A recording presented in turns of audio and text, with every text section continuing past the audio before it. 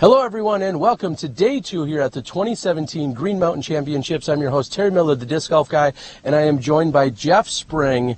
Jeff, not only are you the tournament director, but you also had part in the course design at this beautiful facility. What are we in store for today? Yeah, this is a co-design with Steve Brewster, and the course is going to play challenging today, but the wind is down, humidity is up, and I believe that scoring conditions are going to be close to ideal out there.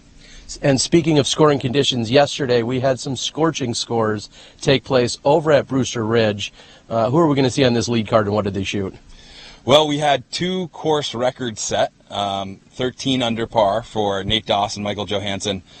We also had the course record previously of 12 under tied by our other 2 competitors on this card. So we've got a lot of hot scores out there, and I'm expecting more of the same out here on Fox Run. Well, we also see on the chase card where we know they're coming after it, Ricky Wysocki, who's a 4-time champion here, and then Paul McBeth, who's a 4-time world champ. So there's plenty of competition. We're going to head out to the much more open course here at Run Meadows. Again, Jeff and Terry Miller, the Disc Golf Guy. Let's get to the call.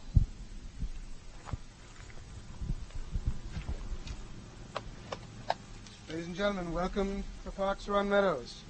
Round 2 of Discraft's Green Mountain Championship.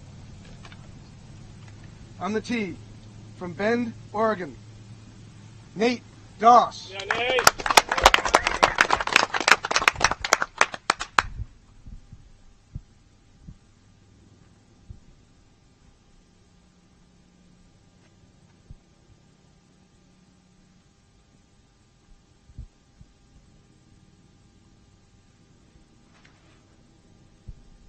And at 600 feet, we're opening up here on a par 4 with OB both left and right. Nate Doss finds himself in the center of the fairway. Denver, North Carolina, Michael Johannsen.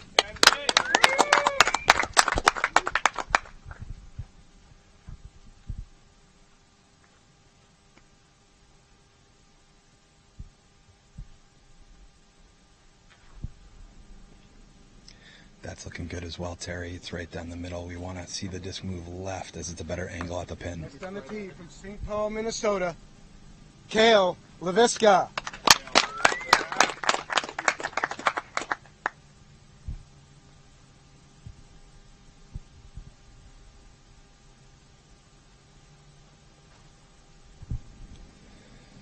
It was looking left out of his hand, but it's hung on, kicked into a great position by that birch. Anything around that birch is a great way to attack. Let's give a friendly welcome to Eric Oakley.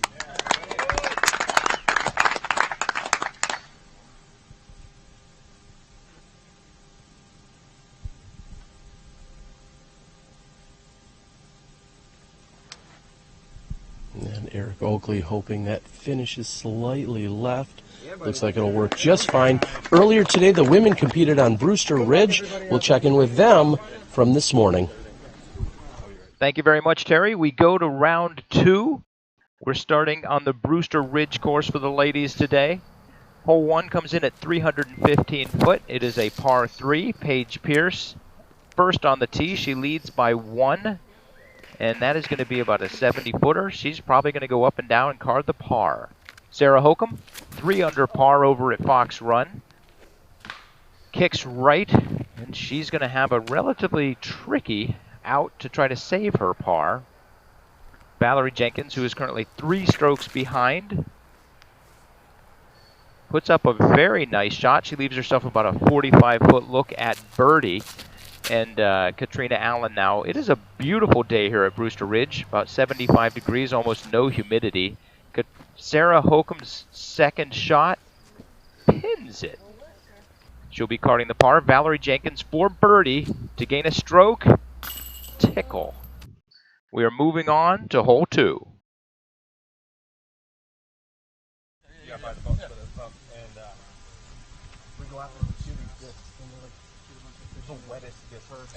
The water there is so wet. You can have a towel, you wipe it off, it's still there. It's insane. There's something on it. It's crazy. Welcome back. We've got Michael Johannsen first to throw.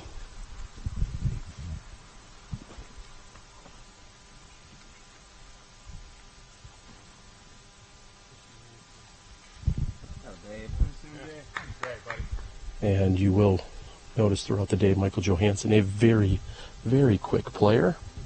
I can certainly appreciate that myself.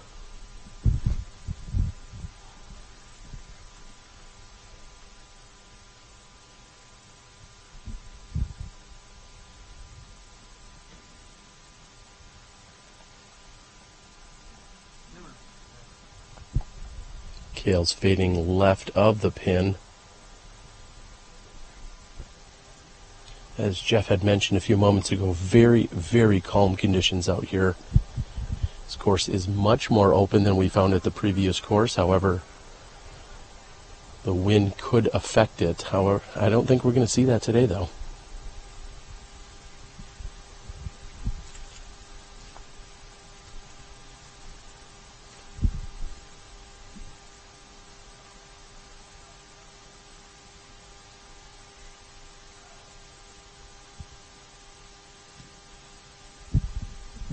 And Doss heading in the same direction as Kale's. However, Doss hits the tree that's on the left side of the fairway. Eric Oakley fourth to throw his approach.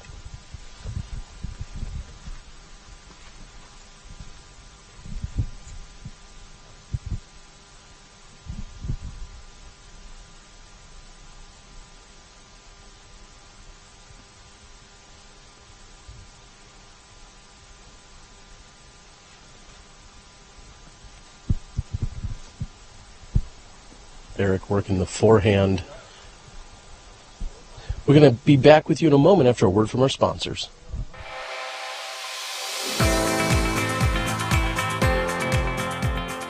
For me, it's time with my friends.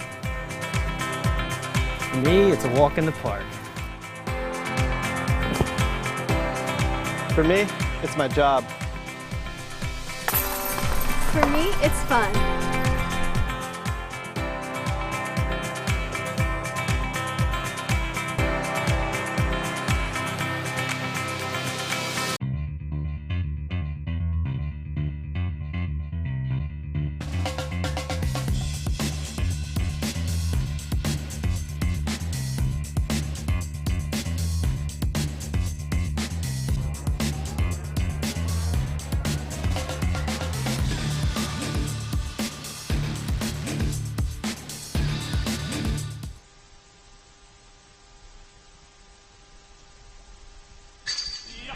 And Nate Doss, who found himself just between circle 1 and circle 2, looking at 45 feet, able to put that in for the birdie. Great start, and unfortunately we saw Kale's head leaked a little bit left, and he looks like he's going to be OB. He's going to be trying to get up and down just to save a par 4 here. Yeah, that's unfortunate. The stakes are tight. This is making a challenging approach for all the competitors coming into the first hole. Really, accuracy is the challenge on this hole versus the distance of a par 4. But that putt by Nate is a great sign of things to come for him. If he gets his putter going, he's usually pretty lethal. That really led to the great score we saw from him yesterday. Cale confirming that he is in fact OB, lining up the, we'll say, invisible line between the two stakes. Cale brings it in 1 meter. This is for a par.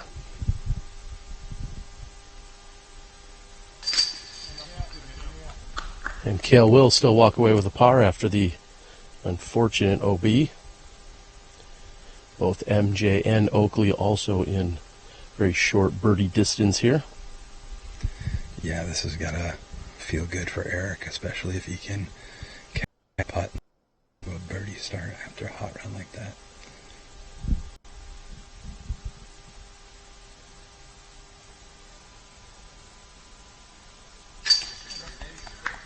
And he's done just that. MJ distance no more than 15 feet.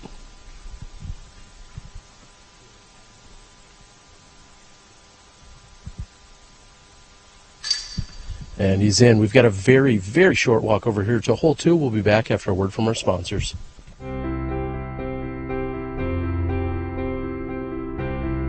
Achieving greatness requires hundreds of days of preparation, which is why the people at Vibram have worked for over 3 years to make their first ever distance driver the longest and straightest in the game. Introducing the new Vibram Lace, helping you achieve your greatness. Sun King Discs, established in 2001. Florida's most respected name in disc sports. Official retail merchandiser of the Disc Golf Pro Tour.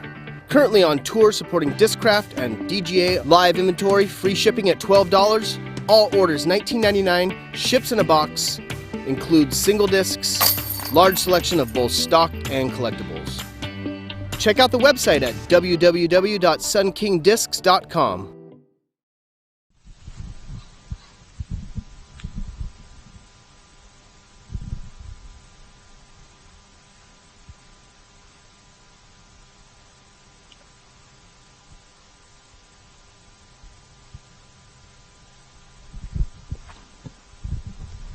Jeff, we're looking at 270 feet this year with an elevated basket.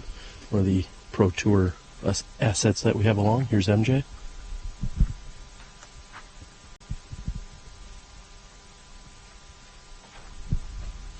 Yeah, Terry, players really need to hit this gap cleanly. It's a very direct route to the basket, but not a lot of room for error. Looks like MJ got it down there for a look just outside circle 1.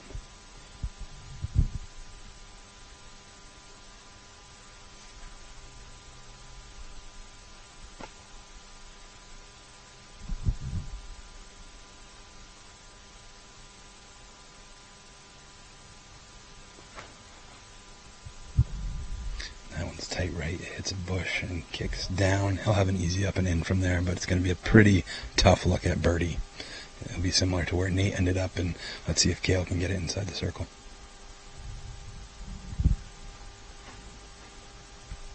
Cale steps up very quickly, fires right at the pin. He's going to be happy with that. Let's see how the women did earlier on hole 2 at Brewster Ridge. We advance to the second hole on the Brewster Ridge course, a 550-foot par 4. We're going to start with the second shots. Valarie Jenkins is in trouble on her second shot. She will have a very difficult par save on this. Catrina Allen, a beautiful shot. You just want to get as far through those woods as possible to give yourself an up and down and try to get the par. Paige Pierce, a great run. She'll have about 80 feet to go up and down. And Sarah Hokom, this is actually her third shot. And that fades off right. She's going to have a pretty long approach. And with luck, we'll be able to save the bogey. Valarie Jenkins' third shot. It's not broken, I don't think. Leaves herself about a 45-foot putt to save the par. Catrina Allen pins it for the easy par, and Paige Pierce wends her way through the woods. She leaves herself 12 feet, a pretty easy pickup. And Sarah Hokom struggles but does save the bogey, and Valarie Jenkins, just like on the first hole, misses the long putt. Oh, and what a run by Nate Doss. Elevated basket, he hits off of the basket side. What a great attempt there. Yeah, Terry, he's putting with confidence on these first 2 holes.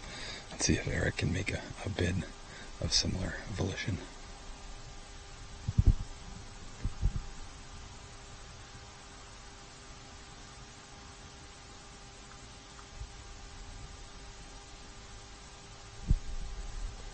Looks like a good, we'll say half run there. That's going to put him next to the basket. That's a very difficult one to run at. Obviously, it could slope down and away from you.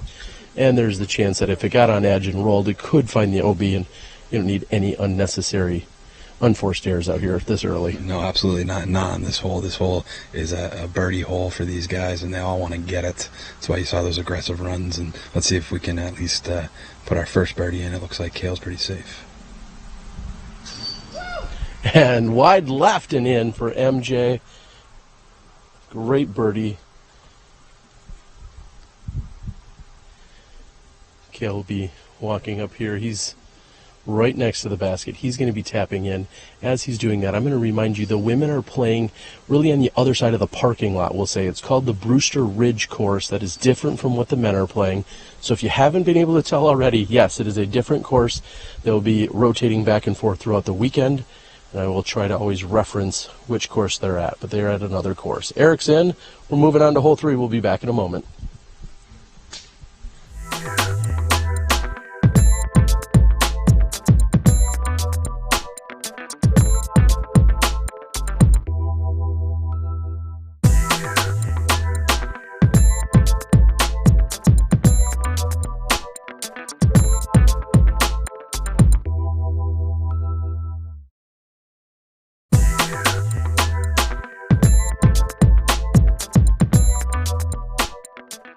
Flashlight LED disc golf discs just changed the game. The unique Disco Select feature allows everyone to choose their own color by simply pressing the middle button, then pressing it again during the first rotation of colors when the one you want appears. Or you can leave it in disco mode, rotating through the 6 different colors for the duration of your game. Designed by serious professionals, crafted from Night Eye's unrivaled sure grip material, and featuring Night Eye's patented fiber optics array, these discs strike the perfect balance of durability, stability, performance, and just plain awesomeness. With easily replaceable batteries and an uber-long life, the Flashlight driver, mid-range, and putter will shine as they blaze your path to victory, day or night. Night Eyes. Discover your solution.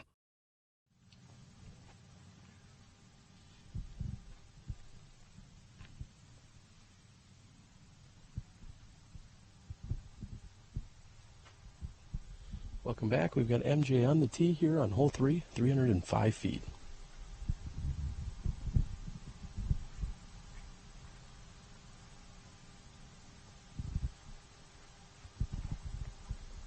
It looks high and right. It takes a kick. It centers itself back out. It looks like he's going to be pretty safe for an up and in from there, Terry.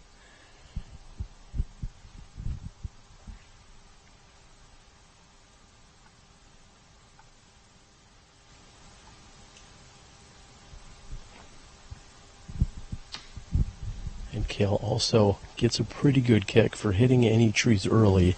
They seem to both get relatively good kicks considering.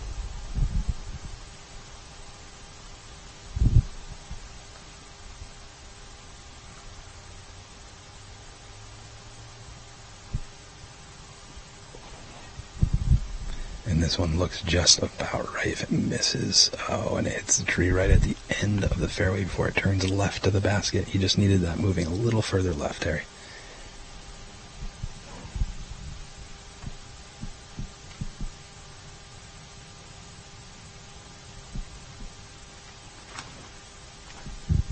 Oakley seems to have pured the gap as well, but gets a late kick towards the OB.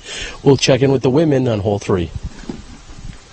We advance to hole 3, a 325-foot par 3 On the second card, Jessica Weiss got the birdie here. A very impressive drive to get it up there and give yourself a look.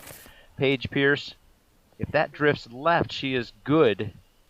Does not come back much. She's got about 25 to 30 feet for the birdie.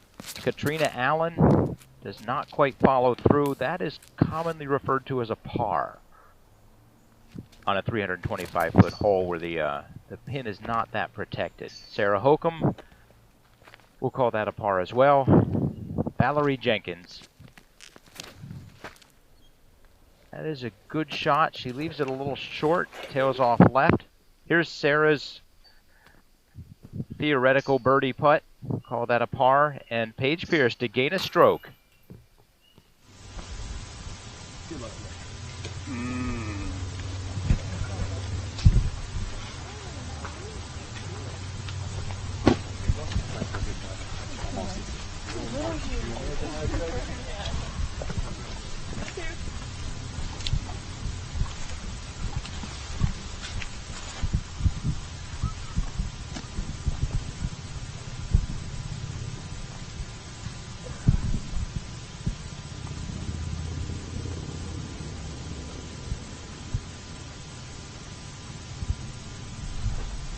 And here we are back on hole 3. Michael Joe runs it just short left for his birdie, and hopefully that stopped. It does fall away to out of bounds behind the basket.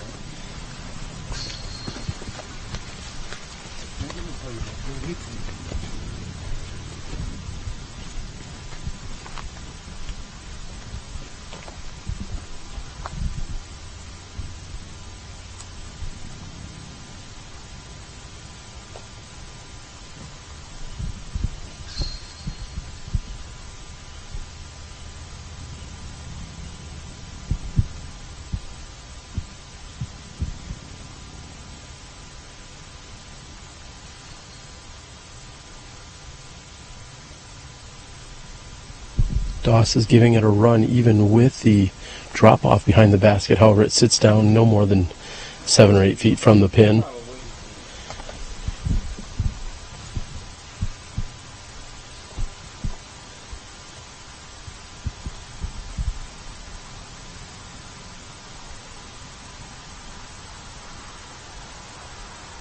This is Cale for his par 3. And just misses. He's going to be past the basket. Jeff, a moment ago, right before as Nate was putting, it seemed as if there was a flash of some sort. It seems, I don't know if Nate was distracted by it, but it seems as if he at least noticed it. Maybe it was a camera flash, or was it something else? I think it was actually a beeping sound, and I'm not sure what it was from, Terry, but it may have broke his concentration, as we've seen him very close from this distance on the first 2 holes, and he didn't seem too pleased about it, but luckily it looks like his disc sat down, and he'll have a pretty easy up and in for his par. Eric got really unlucky. He was just a little wide, but he threw a great tee shot, and it kicked OB, and here he is for his 3. A very conservative play here by Eric, not having too much of an angle at that basket, plus the downslope, plus already being OB. That is really tough to swallow, yeah. But that is probably the overall best move for him there in that position. Yeah, that's right. This hole can be a birdie or a bogey, just on the edge of a knife. It's one of those score separators, and players always want to deuce this, but they have to be very careful because there's trees, there's OB, and that slope behind the basket makes it a very big challenge. And with authority, Cale puts in. We're going to have a very lengthy walk over to hole 4 in just a moment. Here's Nate for his par.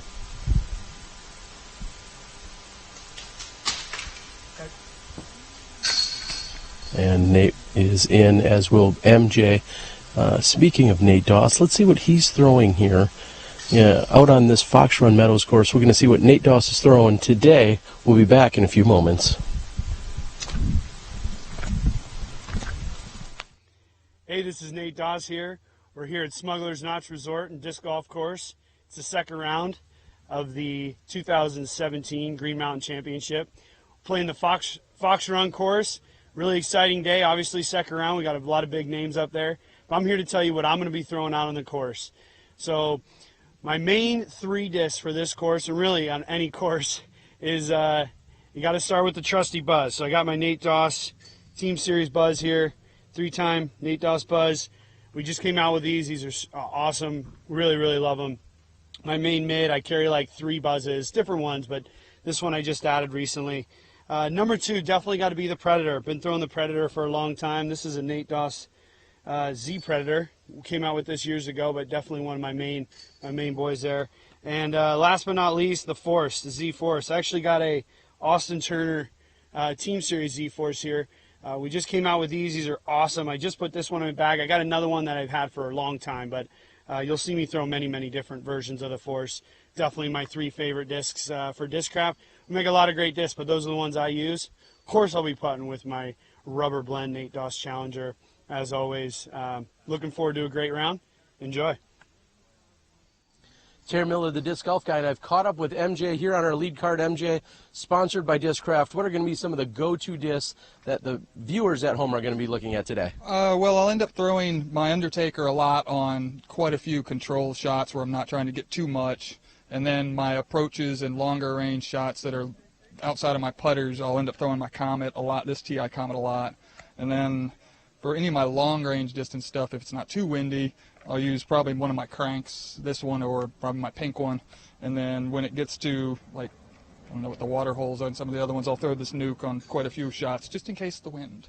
And then I putt with the putter, so the ringer, so hopefully that'll be out a lot and working. Hopefully not too much, not more than once per hole. Yeah, so we've got a pink ringer, we've got an orangish colored nuke, reddish orange, we've got a pinkish colored crank, and then one of your main go-tos is your 2015 Ledgestone Edition TI Comet. You'll be watching MJ throw that throughout the day. Yes. All right, good luck out there. Thank you very much, sir.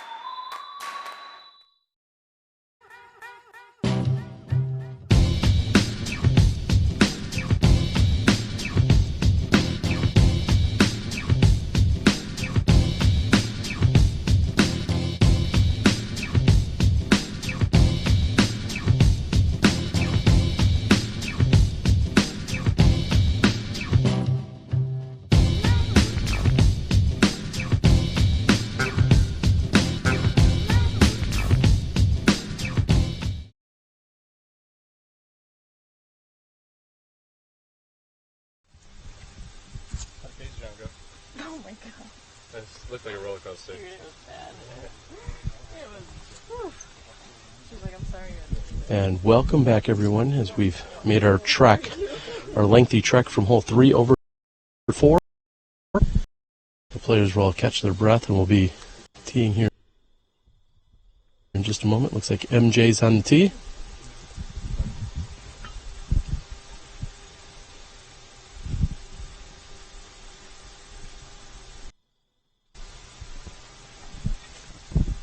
And tell us a little bit about the play, whether it's straight up the middle or it's the hyzer that we just saw from MJ. Well, it hits you there. If you go straight up the middle, you're going to be wanting something to fade right, so it might be a big forehand, but you really got to flex something to get it to this long uphill 470-foot hole.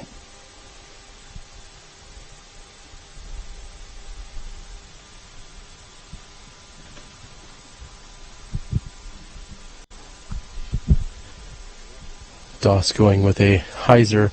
Now, Jeff, I believe we're seeing a slightly different tee this year from what we've seen in the past? That's right, due to some wetland buffer on the fairway on the right, we had to let that grow back in, so we've moved this up to a long par 3. It's really going to be a difficulty change as we see Kale with another hyzer out wide. That one did not flatten as much as Nate's. I expect that to be a little bit shorter. Nate might actually have a circle 2 look at this.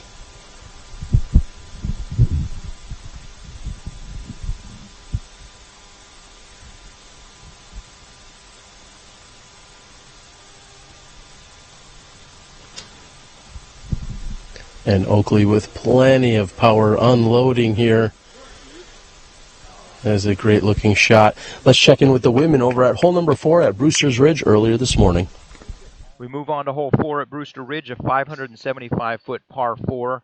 No women have birdied this so far. We come to the lead card. Paige Pierce is on the tee. And Paige Pierce is probably not going to be birdieing this as well. She's in trouble off of her drive. Catrina Allen, a beautiful shot, pure as the lane. She will have a very long second shot and a good look. Sarah Hokom, who is currently 2 strokes behind the leader, gets a good shot and a bad trickle into the woods. These woods off to the side are very dangerous, much like Idlewild. Valarie Jenkins throws it. A very nice shot. Get away from that little tree. And that is not a good place to be either. Tough roll for Valarie there. Smart pitch out right to the blue tee, which we know is 490 feet. Paige Pierce's third shot now is a beauty. She leaves herself with about 55 to the pin. Valarie Jenkins' second shot. She puts her disc right on top of Paige's. Sarah does the old pitch out. And then also from the center of the fairway throws a really nice third shot. She might have a chance at saving par from there. She's probably 40, 45 out. Classic Valarie Jenkins splits the gap. She will have the easy par. Paige Pierce, fourth shot. She'll be carding a bogey on hole 4. Potentially losing a stroke if Sarah can hit that big putt. Let's see. Cage right. Catrina Allen does hit the par, gains a stroke on both Sarah and Paige, and we're moving on to hole 5. Back to you, Terry.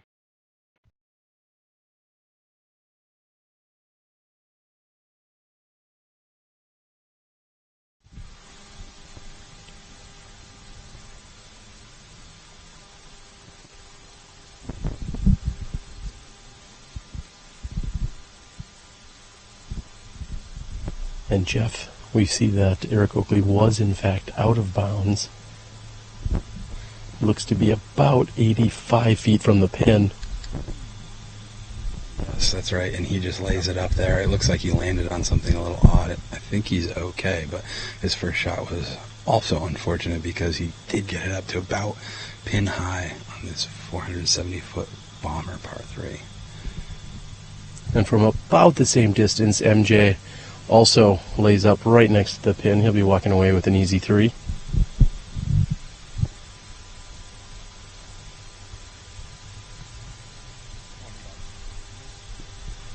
Good bid there by Kale Leiviska. And as Nate has the furthest drive in the group, I'm not sure if 200% humidity is a thing, but if it is, it's happening right now, is it not? It is, Terry. That's about right. It's humid out here. There's no rain in the forecast, so I think that we're seeing the conditions that we'll see for the next couple of hours as we see that Nate Doss got inside circle 2. So let's see if he can convert on this very challenging birdie.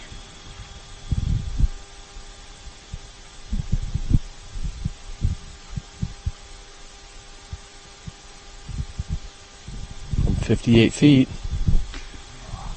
Needed about 1 more foot of power.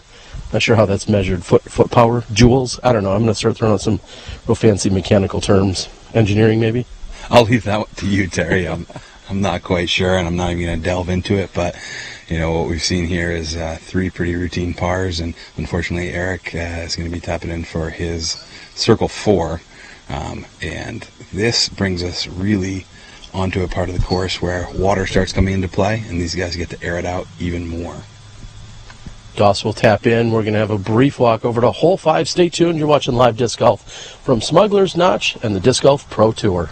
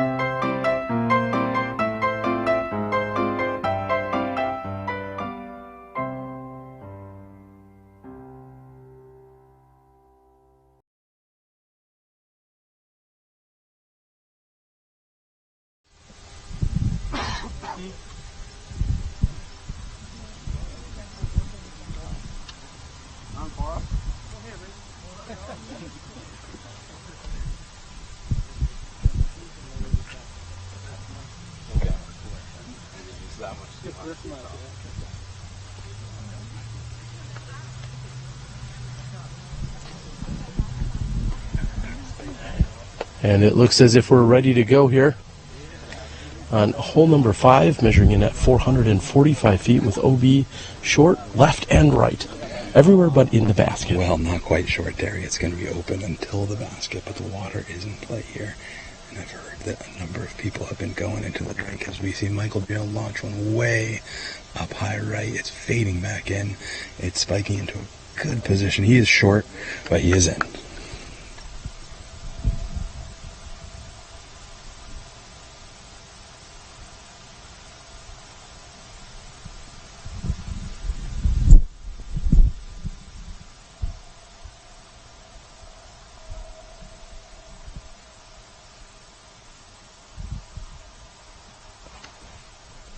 Doss going with a Predator out and around that same right side. And he gets caught up, but it still somehow fights through and he gets the green flag. He's going to be safe. Third to tee, Leiviska.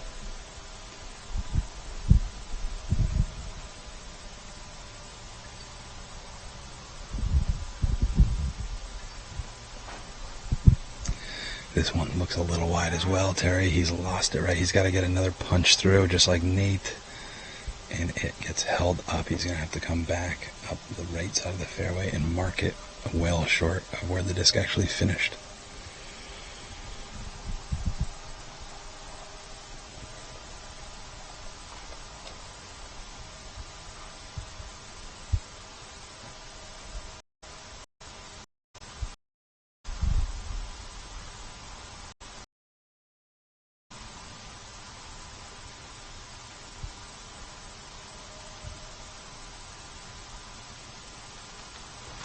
And Oakley goes up the center of the fairway. A little different approach. We're going to have a short walk, but let's check in with the women from earlier today. We approach hole 5, the 285-foot par 3. This is a nice left to right. You've got to put it up there, get it about 200 feet down the fairway, and then have it turn to the right. Catrina Allen has a pretty good shot. She did not look happy with that. I think it turned right a little bit early. She's going to have a very difficult birdie shot. Valarie Jenkins, a very nice kick. She will also have a possible birdie. Paige Pierce expected that to do a better hyzer flip. Did not quite come out of it. She is off to the left and will have a difficult up and down to save the par. She could be doing a 2-stroke swing right here. Paige Pierce under the pin. And Kale is going out around the right side, attacking the pin nicely, and just short of the pin. Now we'll get back to the women on hole number 5. Call that a par. And now Catrina Allen for birdie.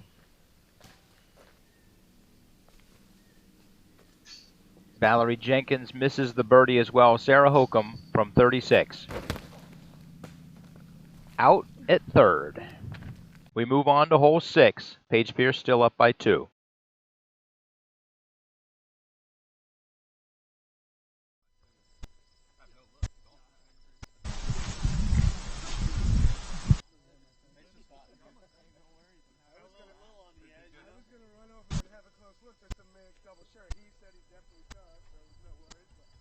Jeff, I believe this is my 3rd year here at the Green Mountain Championships, and am I correct in saying that this hole is also just a little bit different? Was there some modification, maybe some trees or something taken out here, or no? There has been modification, mostly to the out of bounds. We bubbled it out a little bit more back right, making it a little bit more generous for people that are going to be attacking the basket. We did knock down a little bit of high grass. Nate's playing it safe here, and it's probably a good call from that distance with the water right behind the tee.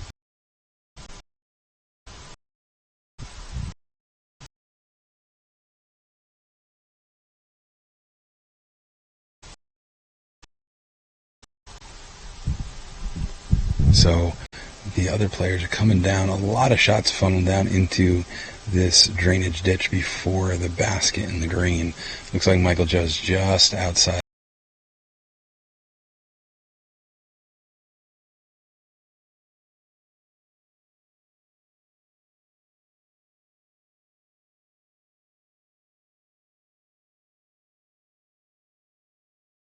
Lining it up. And I think we could see a run out of 2 right here, Terry.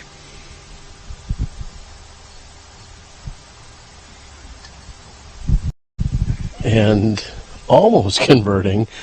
Really. And speaking of running, make a quick scores. We had you just Nate said.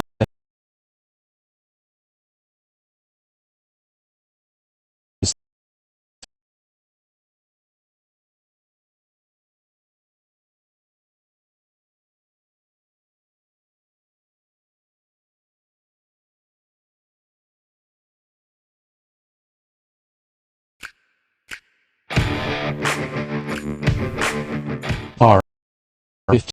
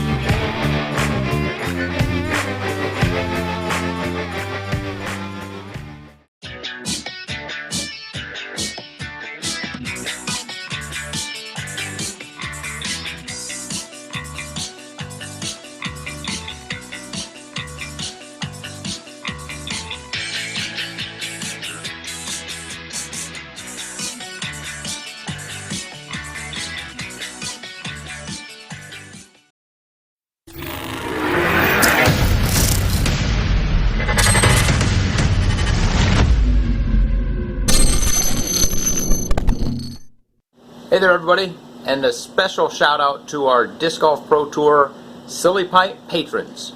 You guys are what makes this whole thing happen. So, a big shout out to each of you. We now have 8 Silly Pint patrons. Thank you all. I'm going to say thanks to each of them right now. Patrick Yo, this Silly Pint is for you, and it's full of nice ice cold water.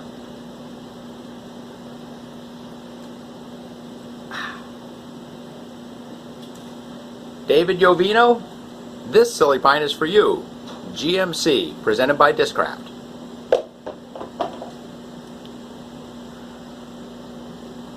Tobin Brennard, thank you very much. This Silly Pint is for you. Got the number 2 for our 2nd season. GMC, because that's where we are. Thank you, Tobin. Mike Cullerton, this Silly Pint is for you. Thank you very much.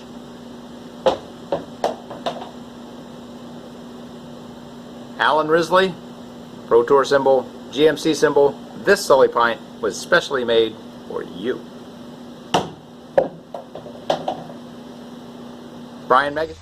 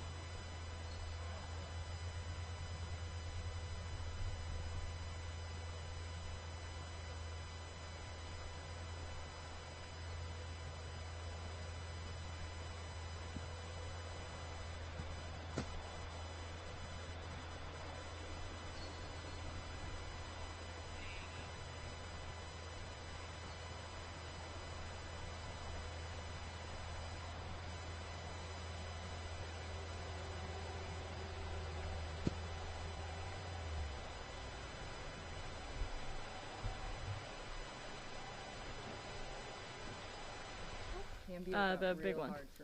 You barely touch it. Yeah, they just explode. We move on to hole 6. 225-foot par 3. You just want to get out of this gap and give yourself a putt. Catrina Allen.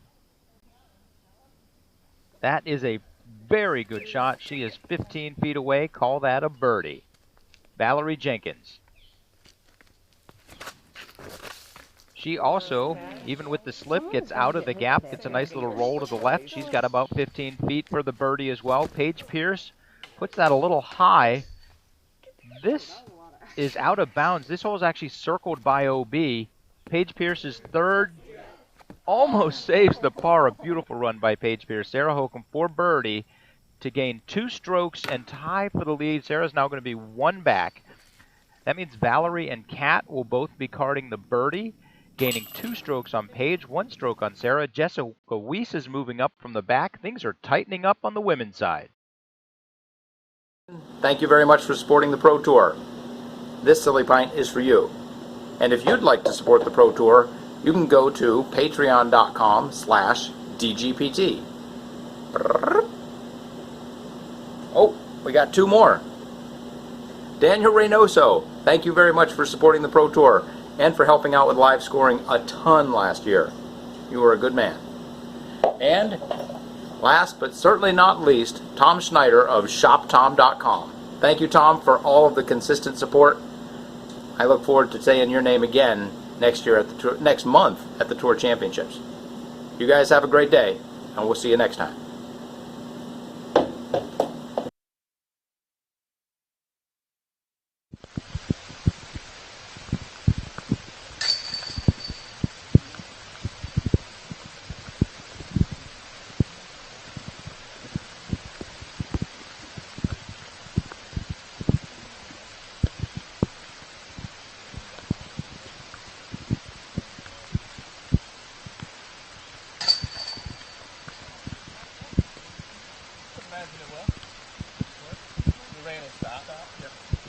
Be a quick sell.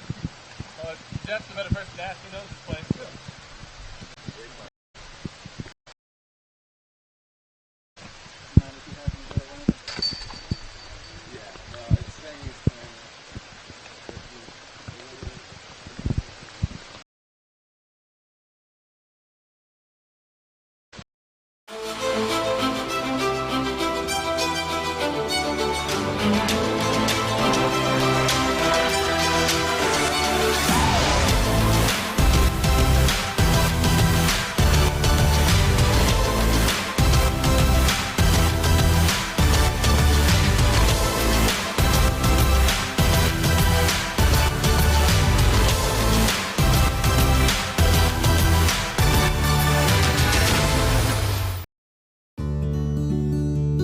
Tempercraft USA.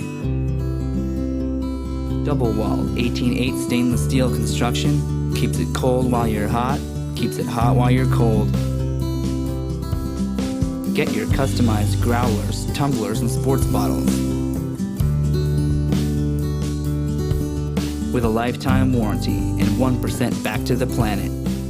Tempercraft USA. Temper your thirst.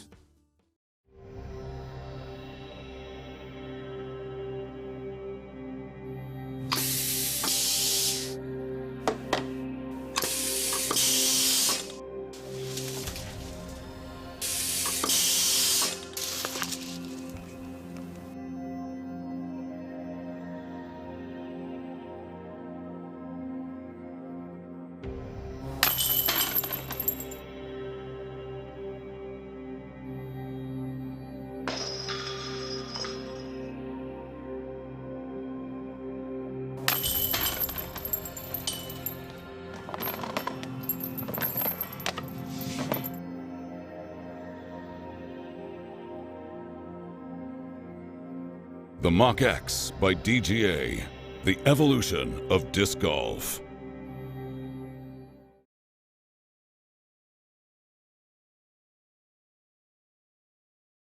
Hey, this is Leiviska from St. Paul, Minnesota. I'm out here at the beautiful Smugglers Natural Resort in Vermont. Looking forward to our second round at Fox Run. My most used discs today are definitely going to be my beefy D1. A lot of ropes out here. Try to throw something overstable. throw it hard, keep it in the ropes. Secondly, the disc that I throw the most on pretty much any course is my M4. The course that we played yesterday in the woods, I throw this a lot more, but I'll definitely still find some use for this today. And then for all my upshots and putts, I'll be throwing my 300 PA3. Hopefully she finds the basket today. Maybe get a throw in for you guys on Smashbox. Hey Mom, hey Victoria, we'll see you soon. Mwah. Dynamic discs, and I'm going to show you guys what are going to be my workhorses today out at Fox Run Meadows. I'm going to be using the Lucid Enforcer. I'm going to be using this a lot for sidearms and backhand hyzers to make sure I stay in the fairways. It's a good, reliable disc with a lot of speed, and it goes pretty far. Fairway-wise, Lucid Felon. This disc is going to probably be pulled out for a variety of different shots, flex shots, just pipe tunnel shots, and a lot of hyzers, keeping me, again, safe and in bounds. When I'm approaching the basket, I'm going to be using my Justice a lot because the key out here is staying close to that basket and making sure your putts are as easy as can be. So the Justice helps me do that. And then I hope I can get my classic Wardens to be flying like they were yesterday and keep me some clean putts so I can have a real good round.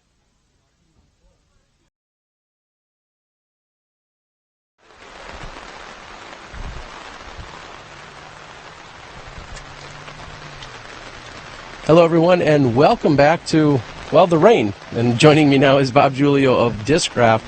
Bob, you guys have been supporting and sponsoring events longer than, well, you and I have both been alive, but Sure. It seems like you've really stepped things up, and we've seen massive support from Discraft over a number of events this year. I think back to Pittsburgh just a couple weeks ago. I think back to Ledgestone a few weeks ago. Sure. I was in Des Moines, Worlds everywhere. And there's hundreds of other ones, including the Green Mountain Championships. Yeah. How are things going for you guys? Great. We're looking for eager and excited people that are looking to grow events. We want to work with them, so giving them the opportunities with their hard work, and it's paying off. So. Well, if you could just request that there wouldn't be any rain at events. It seems as if it's picked up. We thought it was just about to get past us, and now all of a sudden the rain is coming down much harder. We're hoping it's going to clear in the next 5 to 10 minutes, and our chase card, they're actually waiting on hole 7. They're digging around for some discs, so our lead card isn't able to tee. Hopefully this rain can push through and we can get back to some stellar play. Yeah, absolutely. I mean, it's still beautiful out here in Vermont, and having a great time, and we'll put that in the report for next year. No rain. We see two of Discraft's finest out here this weekend on the lead card right now. Nate Doss, Michael Johannsen. Last weekend I watched Austin Turner take down a big event in Nantucket. Absolutely. We're seeing some stellar play out here. There's plenty of season left. Any predictions for the rest of the season? No, I think all the guys are, buckling down and pushing hard throughout the rest of the year. So anyone could take anything. I mean, it shows last week with Austin taking that win. It was a huge win. So as long as they keep hustling and putting in the hard work, I think we'll be fine.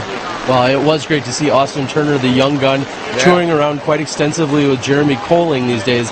I don't know what that does for your game, but I know he's having fun at least, so that's good. But I think he was the 12th highest rated player at the event and still managed to take down some of the best. Simon Lizotte, Nate Sexton, Paul McBeth, Nate Doss, to name a few.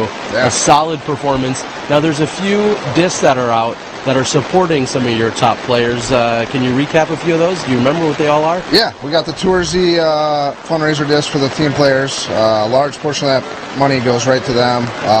We got the Austin Turner Force, the Tim Barham Crank, the Valarie Jenkins Thrasher, the Nate Doss Buzz. Obviously, that's his staple in his bag.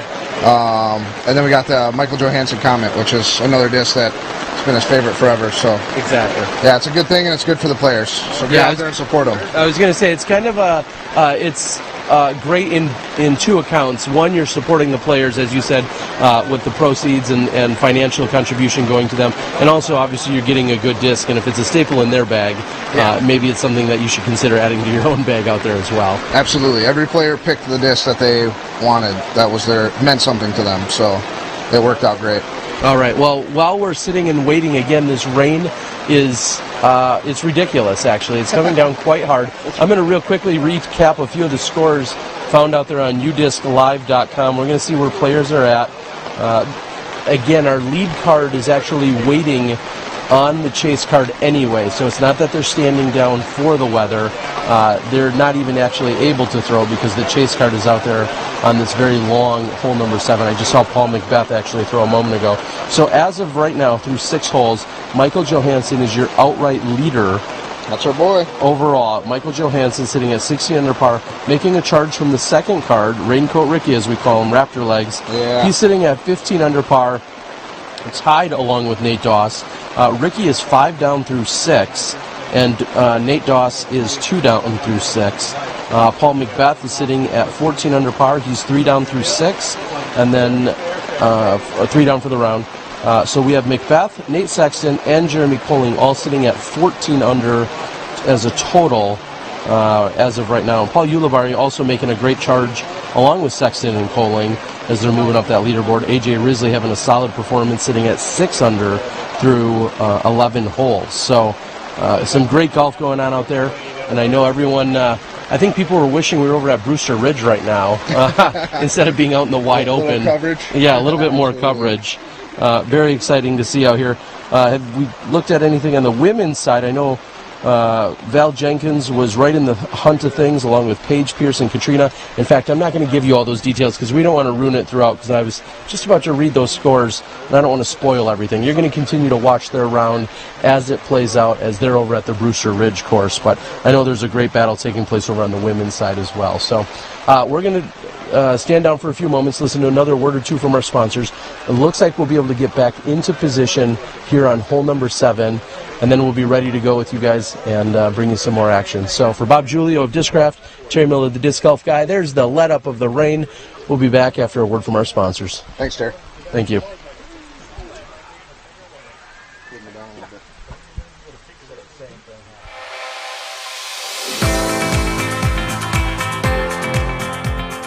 For me, it's time with my friends. For me, it's a walk in the park. For me, it's my job. For me, it's fun.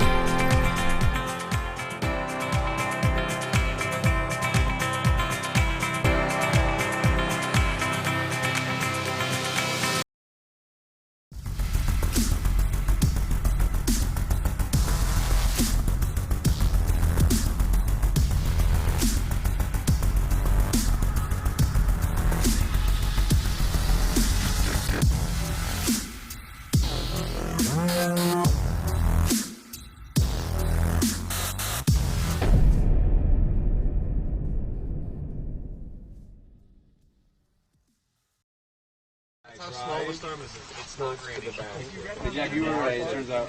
I think so. I mean, maybe. Yeah, don't second guess. Okay. All right, and welcome back, everyone. We're here on hole number 7, measuring in at 1,207. What? Are you kidding me? I was thinking it was 1,000 feet. It's 1,000 and then some. We're looking at a quarter mile almost. And Jeff, it was kind of fortunate. Our lead card didn't have to be throwing during the majority of that downpour because we're waiting on the second card who are moving down the fairway here on hole number 7. That's right. I think they were cheering them on for slow play so they could stay under the tent. But yeah, there was no rain predicted. The weather was telling us it was actually not raining when it was, and now it's just dropped off. So I think we should be good to go here moving forward. Says the guy with an umbrella already. Yeah, well, I did order up perfect weather, Terry, as I usually do, as you know, unseasonably warm. But here we are, one of the longest hole of the course by far, and Michael Joe is on the tee.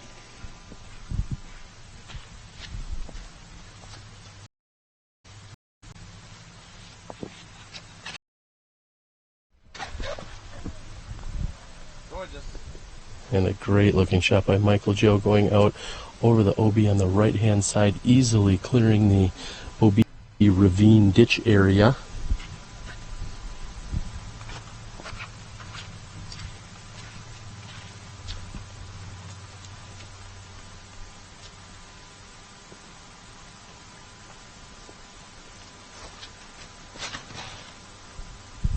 Nate Doss is hoping for a Z force to just push a little bit left, and it's going to do so nicely.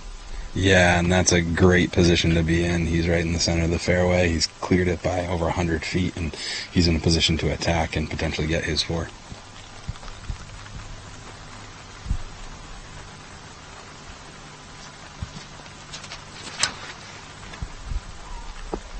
And a powerful unleashing here by Eric Oakley. He gets up and over as well. He's going to be in great position. And fourth to tee will be Kale Leiviska. Yeah, looks like 4 for 4. Going to try to go over here, Terry. And going with something that stands up a little, turns for him, and then fades gently. What a beautiful shot. We'll be back in a moment after we see how the women did on hole 7 at Brewster Ridge. We move on to hole 7, a 365-foot right to left dog leg. Catrina Allen got the birdie on hole 6. Here is her drive on hole 7. On a 365-foot shot, she throws it about 340 in a perfect right to left. Valarie Jenkins just wants to follow that path. A little bit lower.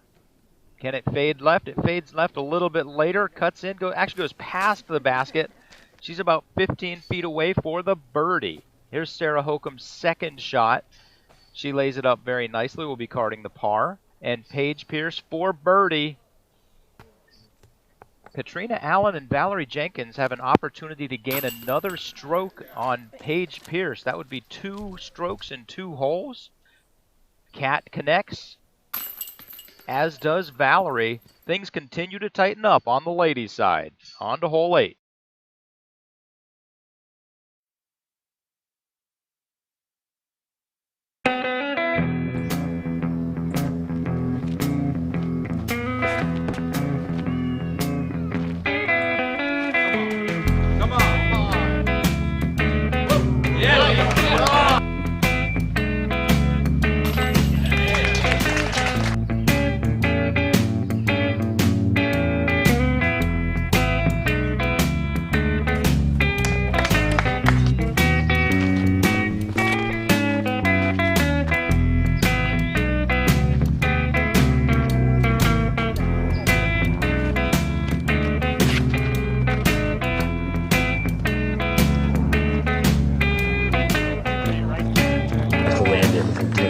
Get it anywhere close, it stops on a dime, basically. Looks like you got a little cut roll even.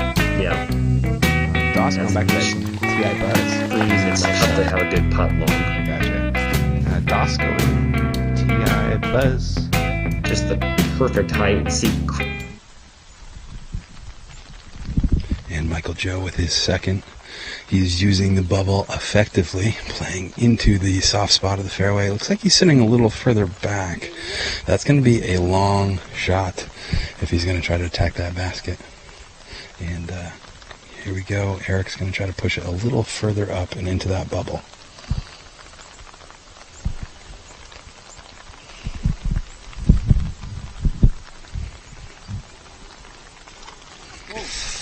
And Eric slips as he releases his second shot.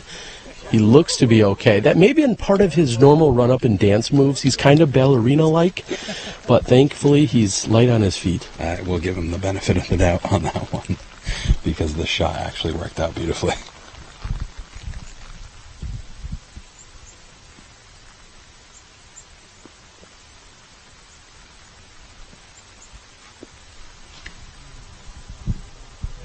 And Doss is going to again work that right side of the fairway. He's going to find himself in the landing zone with no problems right there. That's exactly where you want to be after 2 shots. Yes, that's right, Terry. And he's in the second half of that bubble, which is going to give him more of a mid-range approach. If you're sitting back, it's hard to get a mid-range all the way down to that really long pin. And Kale lets it fly. You just get the turn that he did on his drive. He's asking for it to go, and he's sitting back in the middle, so Nate's in the best position. We see Kale and Eric kind of right in the middle, and Michael Joe sitting back, so let's see how they approach this basket tucked back in the right corner this year, which is another change on this hole, Terry, and what has given it some of its extra length. I was noticing just the same. We're going to cut away and listen to a word from our sponsors. We'll be back in a few moments.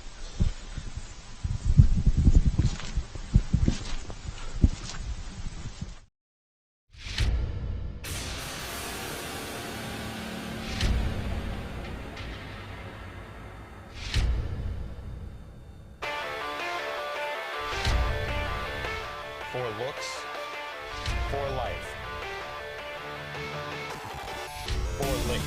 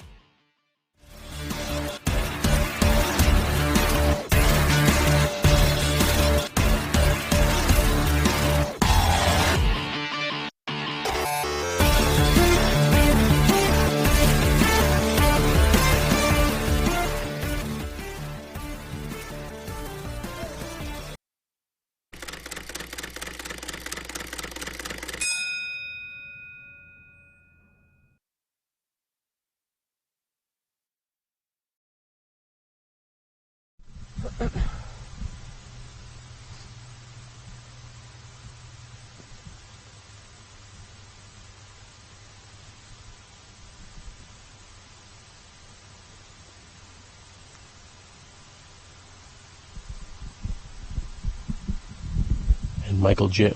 throwing his third shot.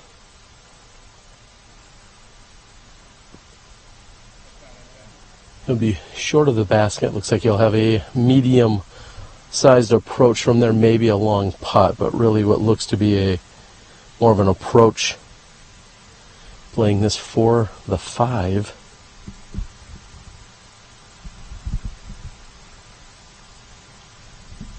Keel going with what I believe is an MD4 mid-range. And again, trying to be very aggressive with it, looking for a little bit more distance. All 4 of our players are within 40 to 50 feet of each other here off of their second shots. So they are navigating this fairway perfectly thus far.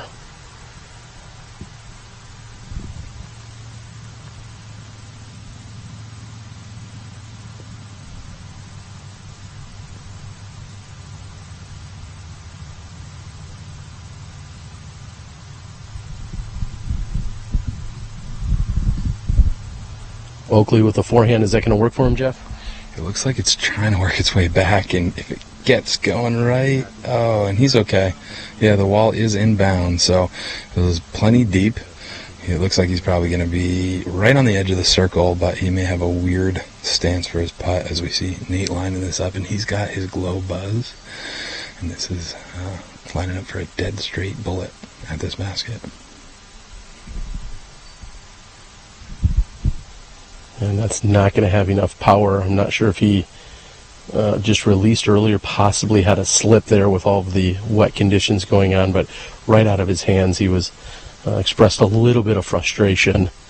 I don't think I can repeat on the air what he said. I'm just kidding. But a little bit low, a little bit short, and left. So Jeff, as I was saying, after being here a few years, we see another pin change. It was, I believe, still a par 5 prior, but now it's a longer, tougher par 5? Yeah, we had a pseudo island green over by the maple on the left. Played about 150 feet over there, and we were asking players to throw over OB to land on the island, or they could play around toward without challenging the OB. But we found that playing this hole a little different, like island, it wasn't a big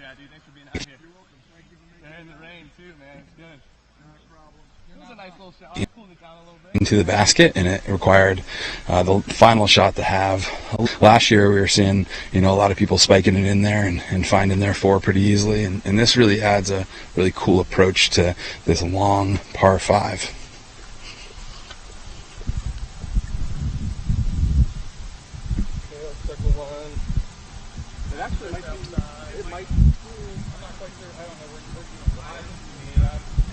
Looks like there'll be a little bit of traffic control as to who's going to be out first. We see, as always, the red circle 1, 10-meter circles, roughly 33 feet for, well, those of us in America.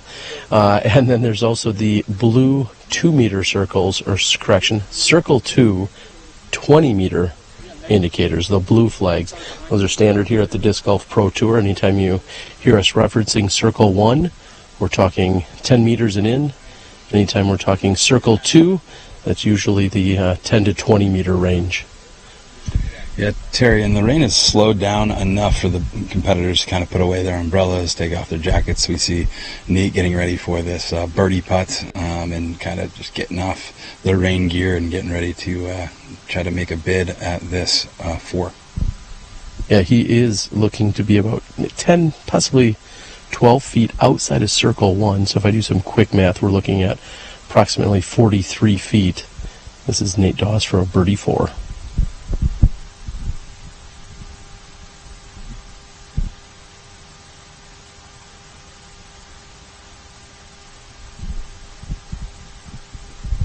And just like his previous throw, as soon as it came out of his hand, there wasn't enough juice on it.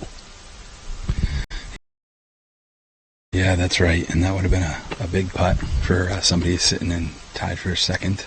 I know we're still on the front 9, there's a lot of golf to go, but that magic that we were seeing from Nate is wearing off a little, and he's going to have to try to recapture that with a couple good putts in the next few holes. But let's see how Eric's going to approach this. His outs yesterday was what really drove him to that 12 down score, as he went 4 for 4 outside of circle 1 and inside of circle 2. So let's see if he can keep that rolling.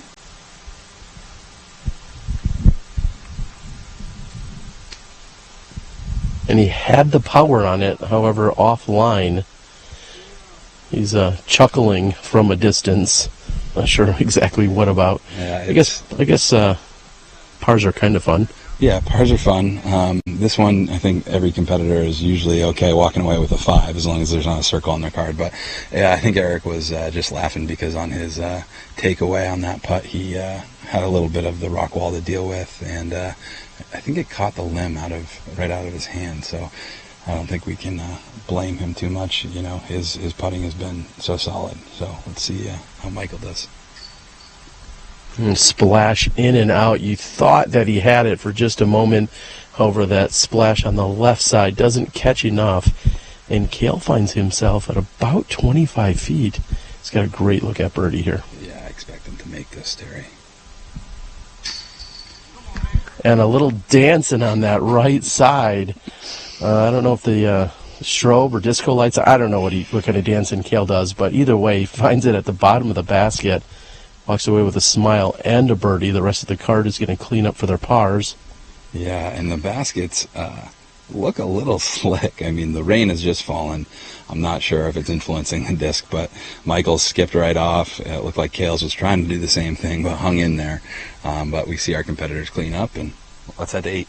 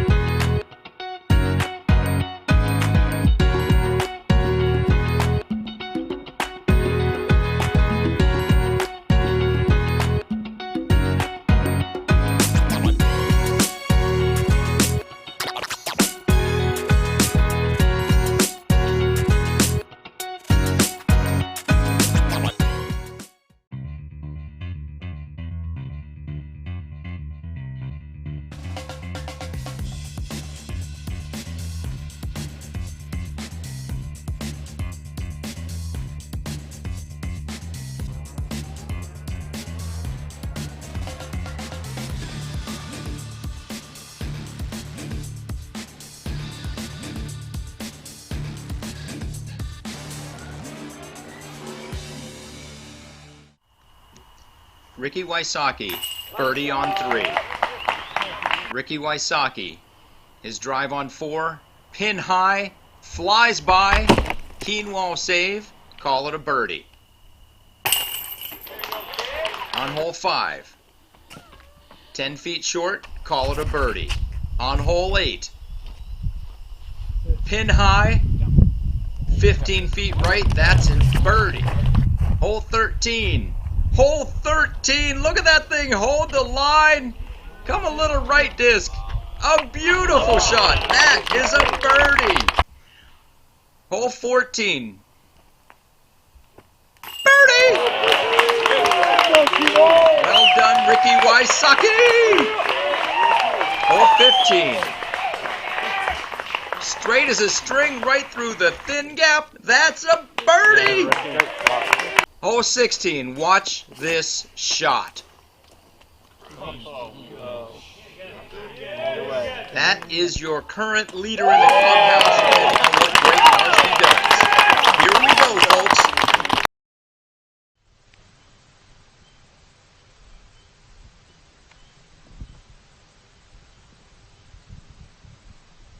Welcome back, everyone, to hole number 8. Where now, again, we feel the rain picking up just enough to be annoying. And we're moving on to a very difficult hole number 8, which has very much of an S pattern to it. I don't know if there's going to be S words slung around here, but it's a very challenging par 4 with OB both left and right, Jeff.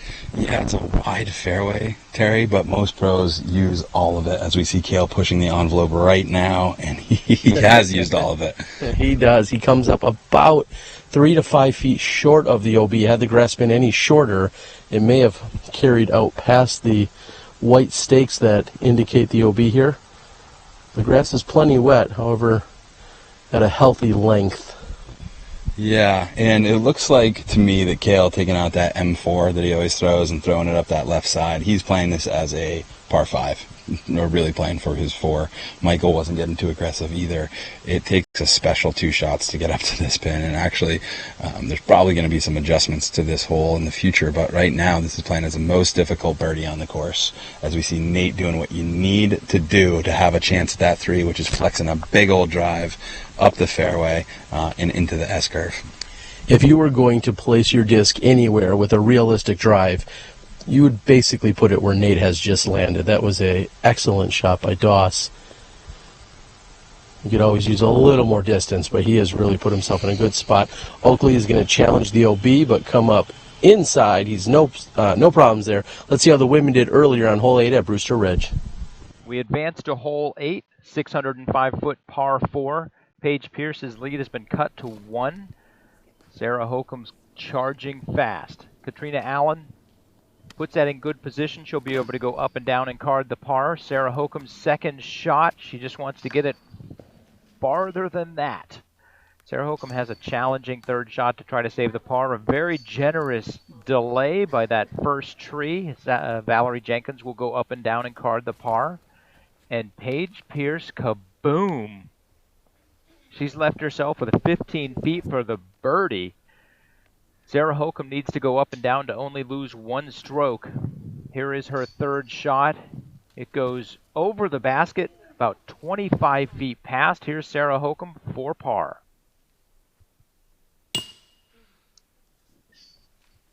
If Paige Pierce can card this birdie, it'll be a 2-stroke swing. Count it. Paige Pierce's lead is up to 3.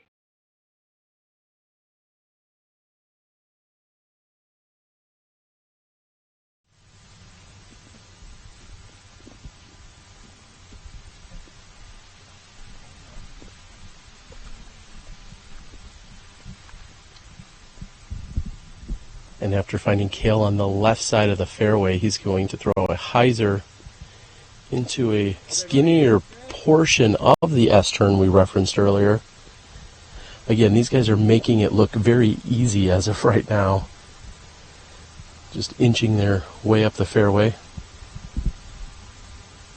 Cale will still have plenty of work to do from there, just to get up and down and take his 4.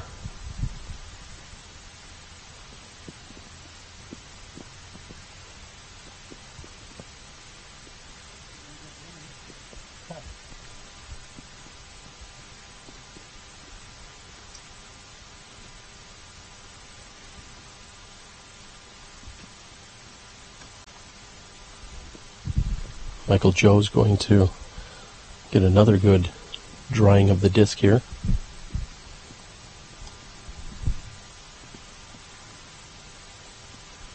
And that's going to fight that left side line, and we're going to have to see when we get up there. I think he's past the OB. However, it is going to be very close. Jeff, you mentioned earlier, hole number 8 is a par 4, measuring in at 675 feet. And it is playing at .67 above par, so certainly playing closer to a 5 than a 4, and plenty of challenge out here. Yeah, we saw just a handful of birdies out here last year, and with the rain, it really decreases the chance of seeing a birdie on this card. I believe Nate might give it a run, but he might just kind of play safe up there, as we see our other three competitors, including Eric with this shot, just playing up and safe, and it looked like the spotter gave Michael Joe's shot the thumbs up, so he just skirted past that OB line. But, you know, this is the one we want to see. Can Nate crank one up there and gain a stroke on this card after missing his birdie on the last hole? He may be aggressive on this next shot, Terry. Michael Joe is officially sharing the lead at this point with Ricky Wysocki. Wysocki 6 down through 8 holes.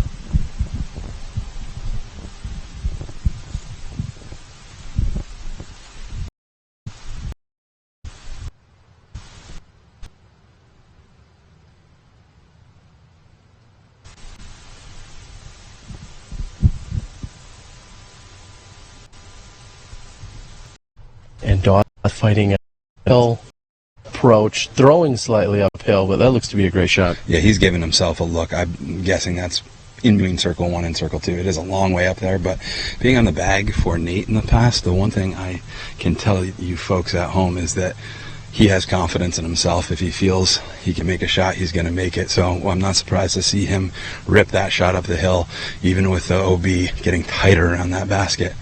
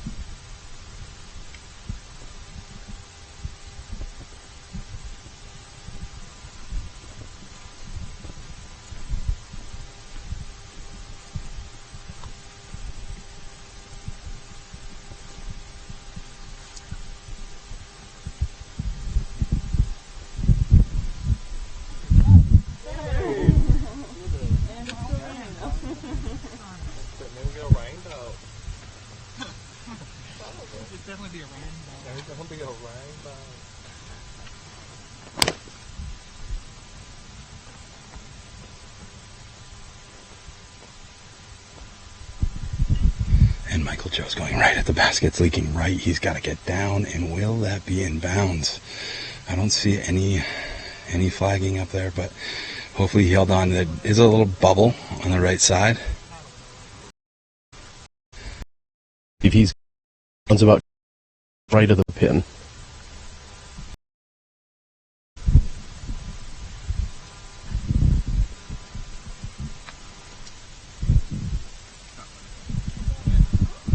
A great looking shot by Kale. Again, just playing for the 4 here, which is clearly a pretty good call when you're looking at an average of 4.67 for the. And I mean, it's maybe even pushing it for the pros as the most difficult hole on course. As mentioned, there was only a few threes. Nate was one of the birdies last year, so I think he has a little bit of confidence to be aggressive on this hole as we see Eric approach. Placing himself right next to the basket. Again, the rain cannot decide if it wants to maintain itself with a gentle sprinkle or if it's going to go away. A moment ago we felt a little bit of sunshine at our back. However, some of the mountains in the background beyond the players that we're looking at, we're starting to lose those due to some fog and other clouds. Yeah, the humidity has really changed the game here with the weather. As mentioned, the forecast was not calling for anything, but everything is setting down and in. Looks like the rain has really kind of decided to mostly stop, but here we go. Nate's looking at the edge of circle 2, and let's see if he can pick up a stroke on his whole card.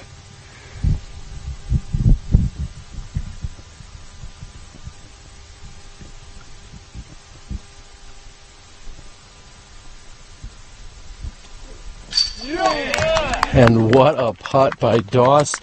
Jeff, you were saying it all along that he was playing this maybe with a little more confidence than some of his fellow card mates, but whatever you want to attribute it to, it doesn't matter. He's putting down a 4 and a birdie here on hole number 8.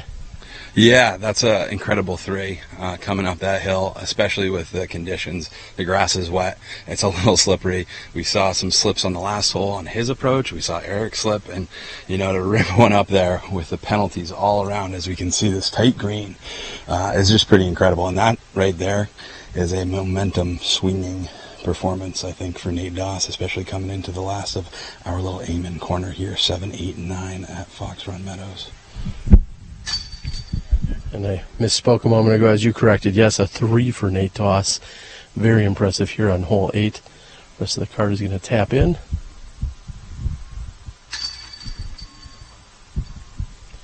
And we're going to have a brief walk over to hole number 9. We've got a gorgeous back half of the course in store for you. Stay tuned at the Disc Golf Pro Tour here at Smugglers Notch Resort.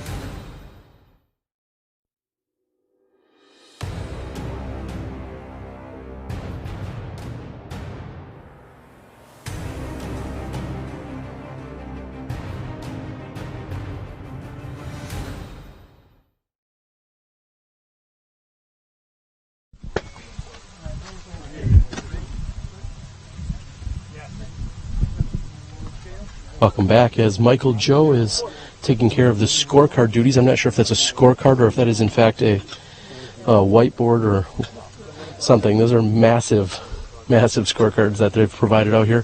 Hopefully big scorecards make the little numbers look smaller. I'm not exactly sure the philosophy, but we're here on hole 9, 435 feet, and one of my favorite holes to watch be thrown here on the Fox Run Meadows course.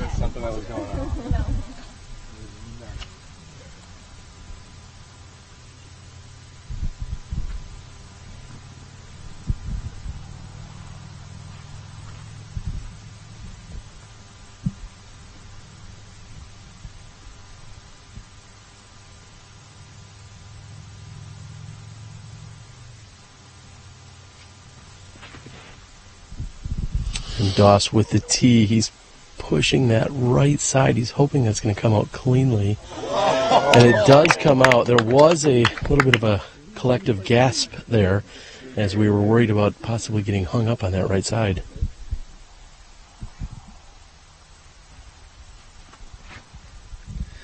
And here's Kale. Looks like he's just laced one down the middle. It looks pretty safe. If it skips up, yeah, it's still pretty far. It's going to be more of a pitch up than a run, I think.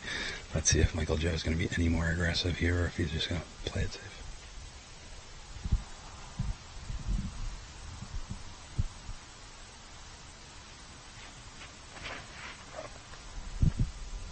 And that stands up on him, and it turns to the right. It's fading toward the pin.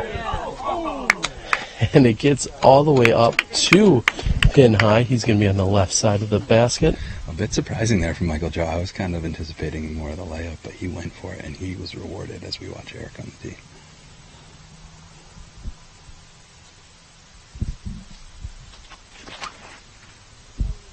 And Eric keeping it low. Also on that right side, however, it's hooked up at just the right moment. We'll see if it gets a skip. You'll have a putt from there. Let's see how the women did earlier on hole 9. We advance to hole 9, a gettable 205-foot par 3. Paige Pierce leads Sarah Hokom by 3. She puts this up. It fades to the right. If it comes back a little, it does not. She's got about a 20-footer for birdie. Catrina Allen, early tree left. You do not want to get off this fairway. This is an unforgiving fairway. Very challenging par 3, 205 foot. The gap isn't that tight. Valarie Jenkins should get that gap every day. She should be able to go up and down and save the par. Sarah Hokom kicks off left. She is also in trouble a little bit off the fairway. Valarie Jenkins, bad footing, pulls to the right. She'll be carding a bogey on hole 9. Catrina Allen leaves it short as well. This is her third shot for par.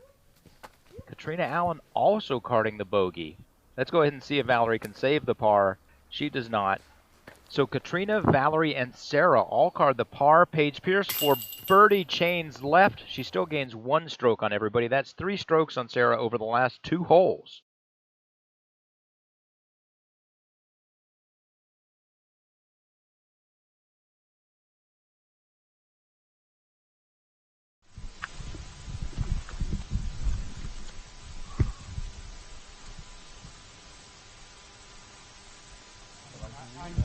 Kale has about 100 feet to the pin, and he only threw it about 78 of those. Yeah, it's not what he wanted to see for his pitch up, and he's left himself with probably about 18 to 20 feet. And it's a little downhill. It's a little slippery up the putt, but he should be able to clean it up, no problem. We know Kale, we know his consistent putting. And here's Nate after getting some good luck coming out from the right side trees. He's just outside circle 2. We just saw him hit from about 15 feet closer. Let's see if he can do it again.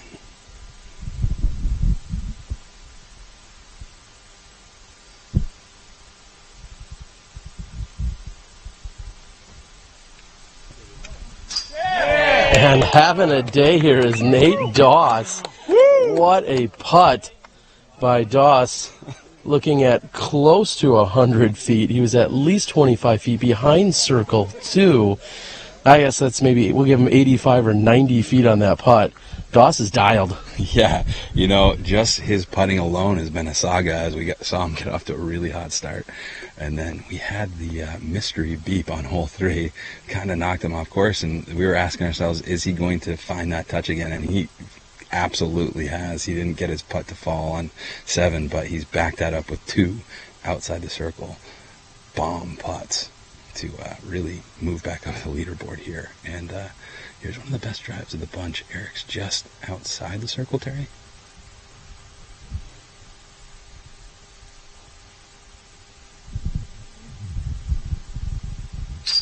And I couldn't tell if he was a step inside or a step outside from my vantage point, but certainly near it. From 33 feet, he's going to capitalize. He's going to take the birdie here. I'm guessing he was just a step outside of it.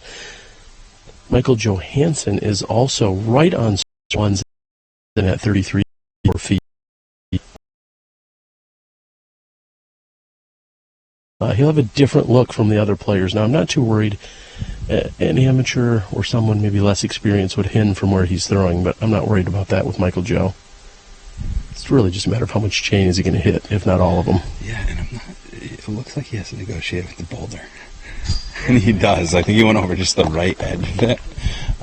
But I've seen a couple sticky situations around that. And Paul Macbeth ended up putting from the top of it last year, Terry, when his disc was wedged under. So he decided to jump on up there and see if Cale can clean up his par. So 3 birdies and a par here on hole number 9. Very impressive. It sounds like we may be catching our chase card as we move into the back half of the course. Stay tuned. You're watching live disc golf at the Green Mountain Championships presented by Discraft on the Disc Golf Pro Tour. We'll be back in a moment.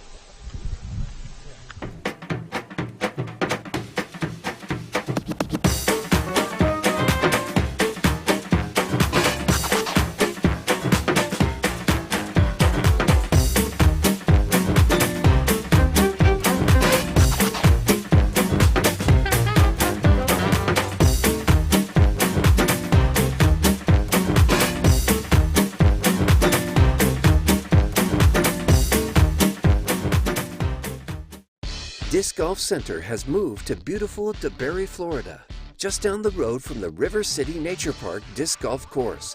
If you're in the neighborhood, come by and check out our spacious showroom and storefront. You'll have direct access to our live inventory of over 20,000 discs, so you can get exactly the weight and color you're looking for. Visit discgolfcenter.com, the world's largest disc golf store.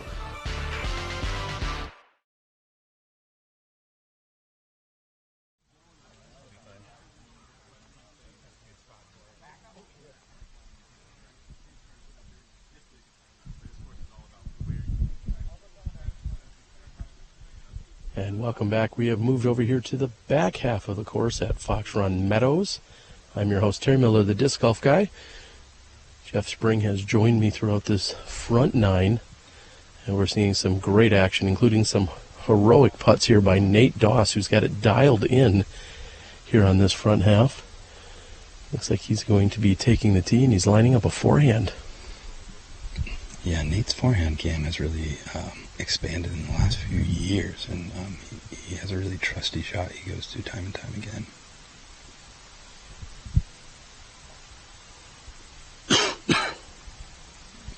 Looks like a little noise on the tee distracted him. He's going to reset and put this old green force out.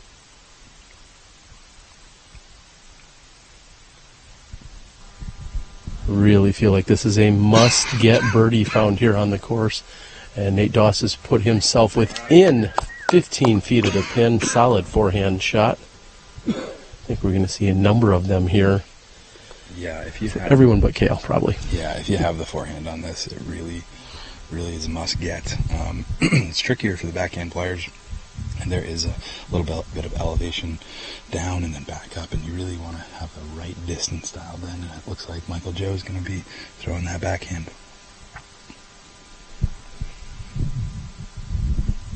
And Michael Joe has turned it over just a bit too much. That's going to be low on the shallow side of the basket. Yeah, the green is a little steeper than it comes off from the tee, and he's going to be putting right up that hill, probably from circle's edge, as we watch Eric Oakley line up the forehand. He should not have too much trouble with this. He seems to have a good line here, Jeff. That's coming in right at the pin and just misses by a few feet. Let's see how the women did earlier on 10 at Brewster Ridge. Oh, but first we'll let Cale throw. Yeah, this was very aceable, but it's also, Eric is about 10 feet from going down out of bounds down Big Bang, too. And what a turnover. It's got to slow down just a little bit, asking for it to... And it's a beautiful shot. Now let's check in with the women on 10. Move on to hole 10. Paige Pierce has a 3-stroke lead over Jessica Weiss and a 4-stroke lead over Sarah Hokom. 410 feet straight down the pipe, and that curves off way left. Paige Pierce is going to have about 45 to 50 feet for the birdie. Catrina Allen, a beautiful shot. Straight, leaves it a little short. She's also got about 40 to 45 feet for the birdie. Valarie Jenkins, a very smart play by Valarie. Just make sure you have an easy up and down, maybe get a small run at birdie. And Sarah Hokom wants to do basically the same thing. And that curves off left. It's a nice kick to the right. Let's see Sarah Hokom's second shot. A drop in par. Parked for the par. Valarie Jenkins. Same. Paige Pierce. Probably make a birdie. Paige Pierce birdie to bogey. Catrina Allen for birdie. Birdie! Catrina Allen gains 2 strokes. Paige Pierce loses 2.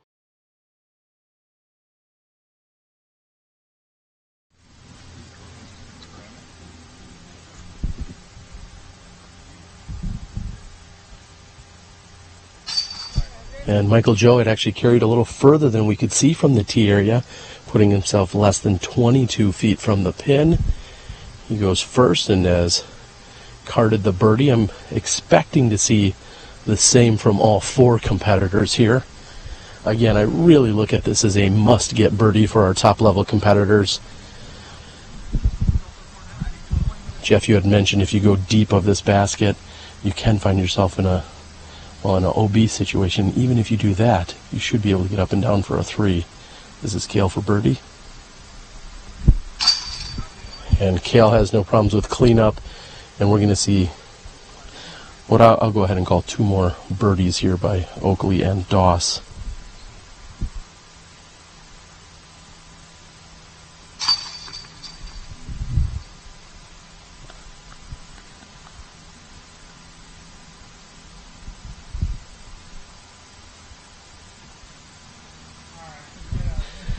All right, and Nate's going to wait. Cale and MJ, I'm not sure if that was a jitterbug or a waltz, but they were doing some kind of dance behind the basket, and Doss is going to wait for them to clear out. And Nate's in for yet another birdie. We're going to catch up with the second card, otherwise known as the chase card, in a few moments. First, we're going to listen to a word from our sponsor. Stay tuned. You're watching live disc golf right here on the Disc Golf Pro Tour. Not all fairways finish left, and we can't all throw with pro power. So Vibram has designed an understable distance driver that is perfect for beginners or advanced players looking for amazing anhyzer finishes. Introducing the Unlace from Vibram.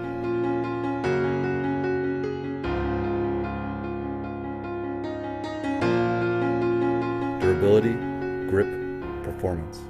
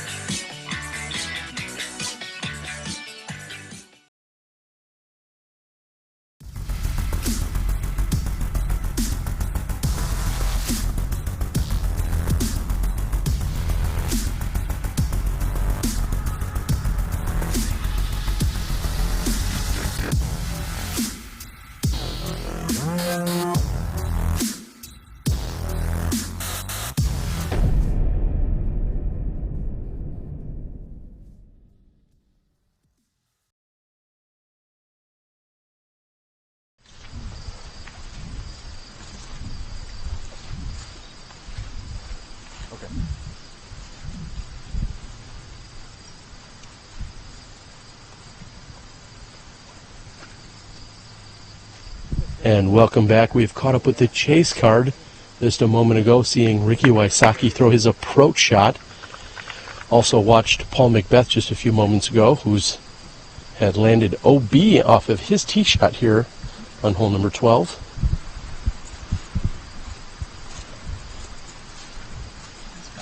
Is this bonus coverage?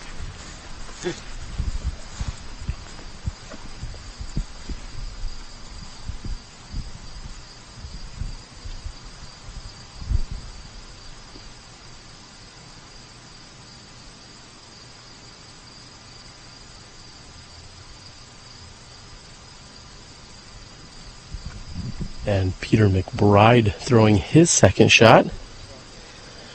For those questioning as to what we may or may not see for post-production, looks like Jomez is on the second card today. Typically we see them located on the lead card. However, it looks like today we're finding them on the second card, featuring Charlie Goodpasture, Peter McBride, Paul McBeth, and Ricky Wysocki.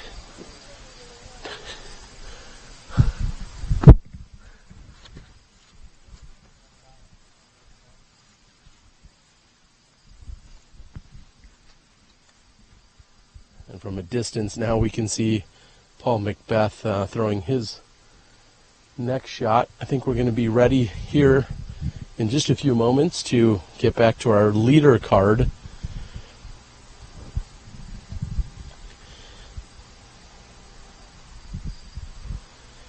And we are now here in position. We're at the catch area, or the landing zone that we would anticipate, just past it, where we may see some of our lead card throwers end up. This is a par 4.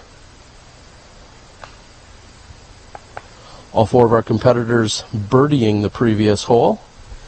I'll head out to my favorite website, udisclive.com. Give you some up-to-the-moment stats and figures here.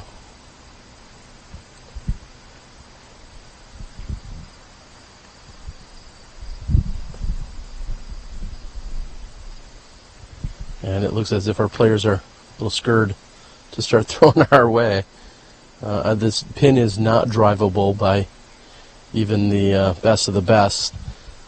As our second card is continuing to putt out, we have Nate Doss and Michael Joe both currently tied at 18 under par with a 3-stroke cushion at the moment. over Ricky Wysocki, Paul Ulibarri, Nate Sexton, AJ Risley, and Jeremy Colling. So there is a five-way tie right now for third place with plenty of golf to go. Leiviska and Eric Oakley seem to be a little bit off the pace right now. They're sitting at just 2 under through 10 holes.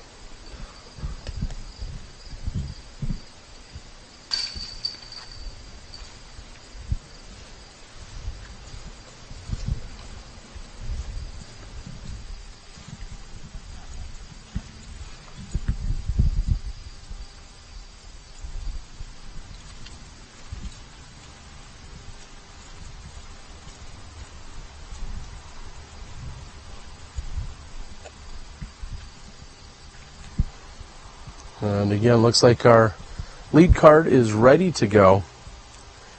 I would be shocked if any of them were to reach all the way to where we're standing. I believe we're outside of the driving landing zone that you typically see here.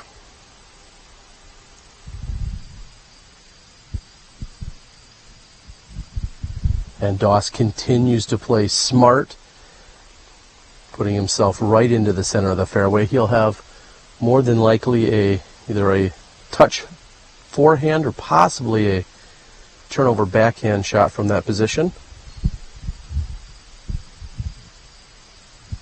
And it looks like MJ has gripped that hard, heading toward the OB, and it does not come back out. That's going to be out for Michael Joe.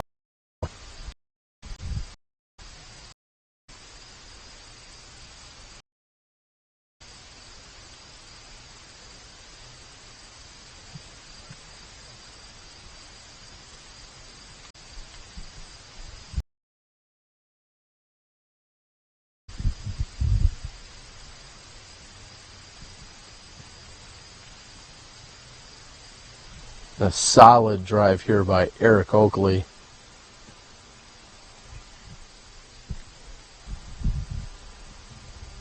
You hear some crickets and other insects and very scary, dangerous animals hanging out here as we are on the back half of the Fox Run Meadows course. Cale's right up the middle, significantly short of Eric's. However, let's check in with the women who played earlier this morning over at the other course at Brewster Ridge.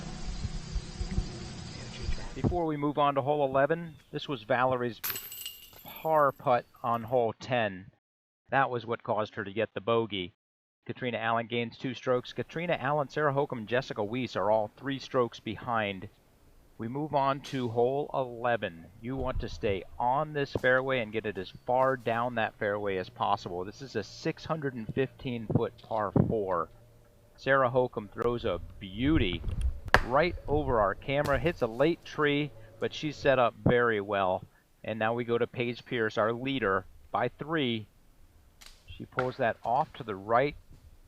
She's right on the edge of the woods. She has an out, and she executes it very well. She might be able to save the par 4 from there. She hopes for it to go. It's off left. She hits 6th available. This is for par. That fades off left. She's got a great jump putt. So she's left with this for bogey. Oh, sails way by. Paige triple bogeys hole 11, and we have a 3-way tie for the lead.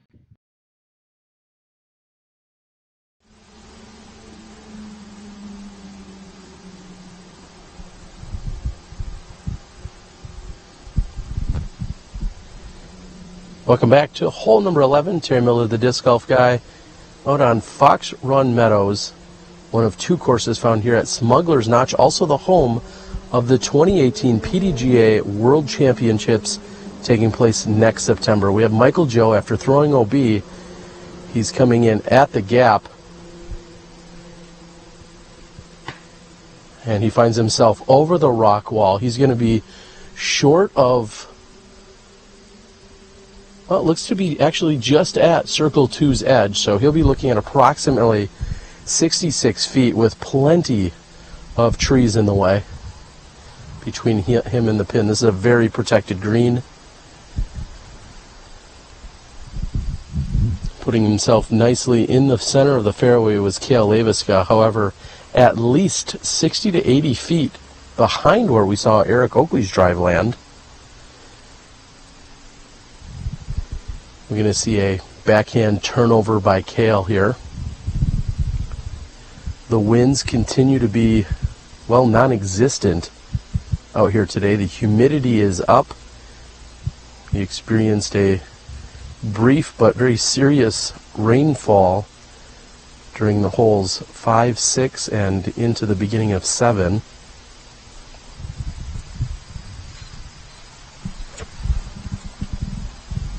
And somehow not hitting a single tree.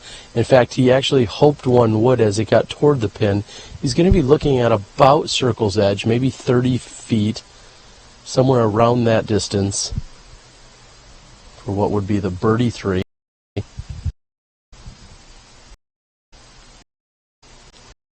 There's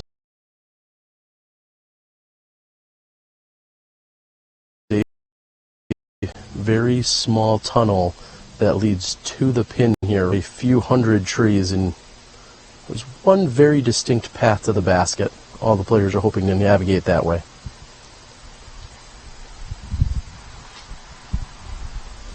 And Doss comes in, and without even realizing it before, there is actually OB on the far right side. Doss is short of it, but not by much. He looks to be inside 25 feet.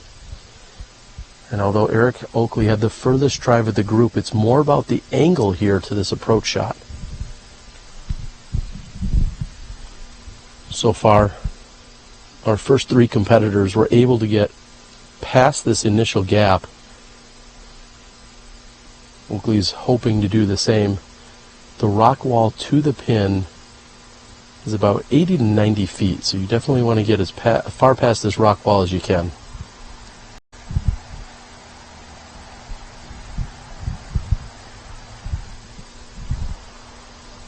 A low forehand that comes in, skips up, and is all but resting on the base of the pin. What a shot by Oakley. He is underneath the basket. He'll have a quick, easy drop in from there. Our competitors anxiously walking up towards their lie. Michael Joe is just over the rock wall on the short left side. Cale is left approximately 25, maybe 30 feet left of the pin. He should have a look at the cage from there. And again, Nate Doss, 22, 25 feet right of the pin. MJ's got a lane here.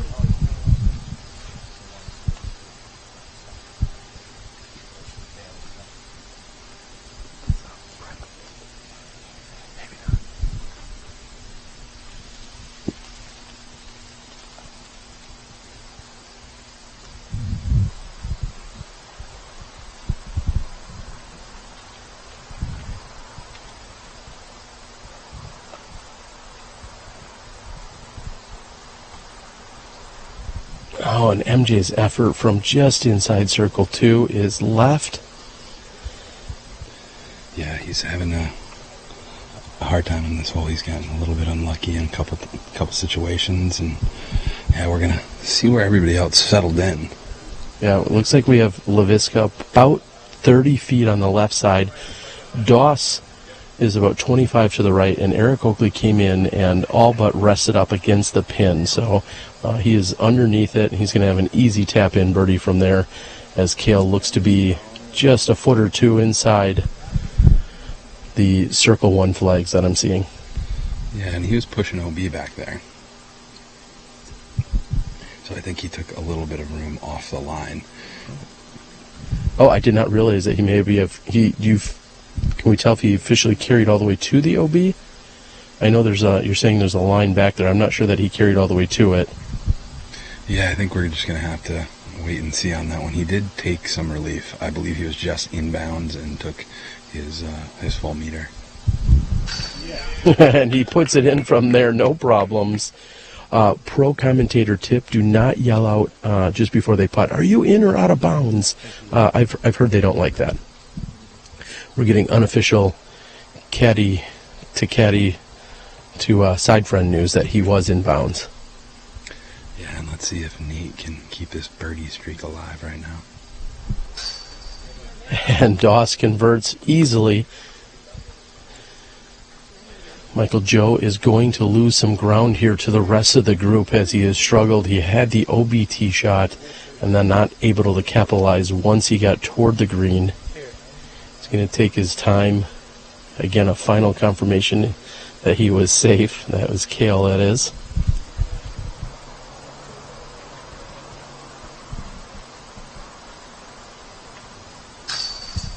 Michael Joe putts in with his ringer. And no putting required here by Oakley, except for a head knocker. We're moving on to hole 12. We'll be back in a moment.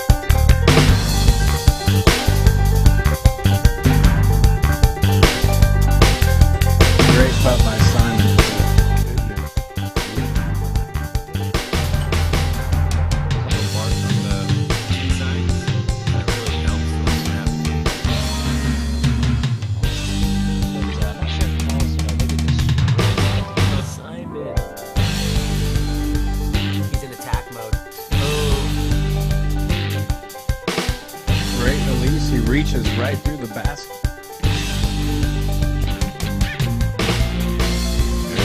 They're making on these mock X's. Yeah. That was it.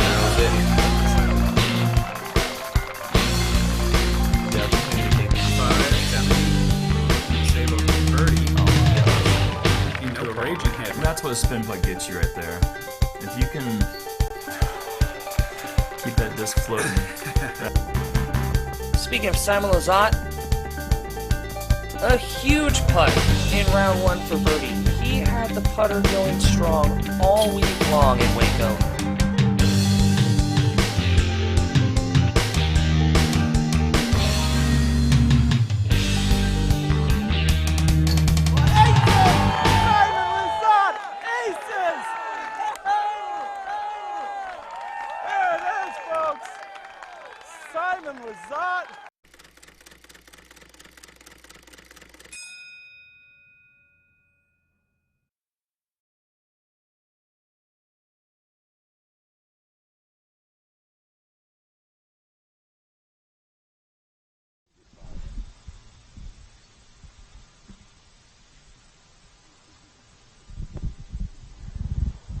And welcome back.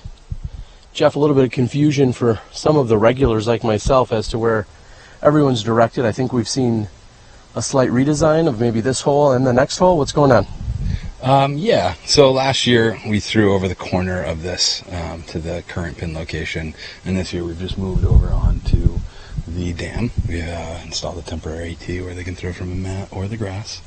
And it's an island green on the other side. It's smaller than last year, and we've moved the tee of 13 as well. So right now we're watching the competitors get ready, and it looks like Nate's on the tee now in sole possession of a 2-stroke lead on the field at 19 under par. Looks like he's just testing the mat, getting confidence in his grip, and lining up a flight of 350 feet of carry over this basin.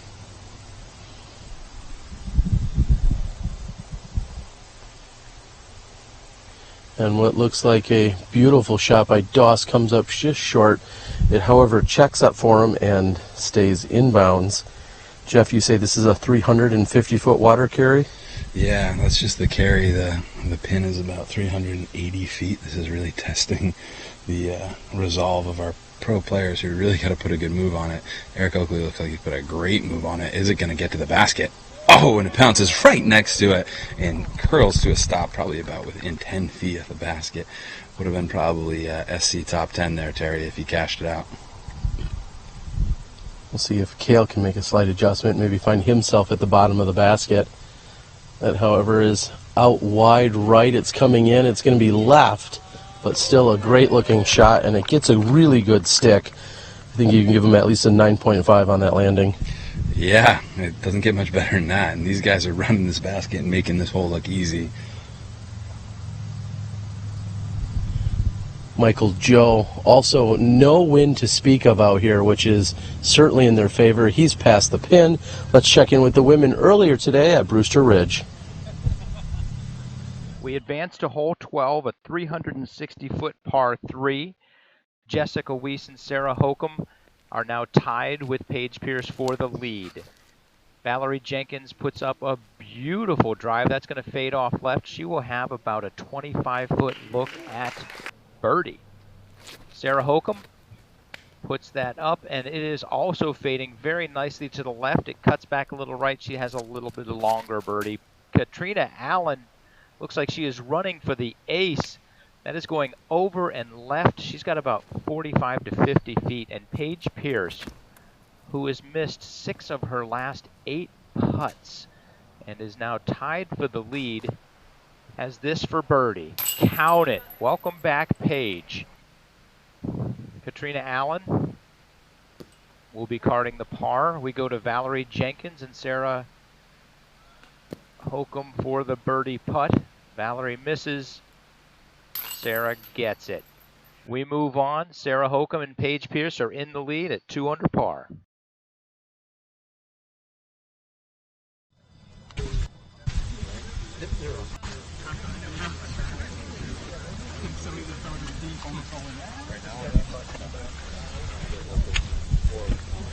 And we actually are going to stand down and wait as our competitors walk over toward the green. Let's have a little bit of a hike around the water's edge.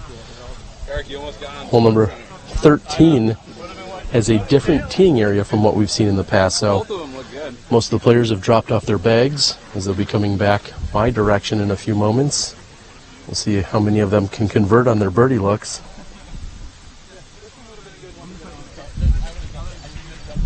Jeff, as our competitors move into position for the putts, talk about the excitement that you guys are feeling for having the World Championships coming here next year. Yeah, Terry, we couldn't be more excited. We've been building towards that goal since we first redesigned a small little course that was here and turned it into Brewster Ridge. So it's really, 5 years in the making. And, we're excited to work with the PDGA. We're already been, got a logo going. We're starting to, try to work on some sponsorship, and hopefully we can really deliver for the sport and for the resort and the community here and all disc golfers. We hope to put on one of the best shows that we've seen so far for all of disc golf. Looks like Nate Doss will be lining up from just outside Circle 1. This putt is going to be more about his footing and making sure he maintains not only his balance, but just really getting a good transition of power. And Nate Doss is dialed today, folks. Looks like Cale Leiviska may have a little captain in him at the moment. Cale's already looking forward to Fall Fest taking place here this weekend. But we have 4 competitors all looking at birdie looks here. How does the wind play? I don't feel like this is normal, probably, as we are out here and it's dead calm. Yeah, it is. It's pretty rare.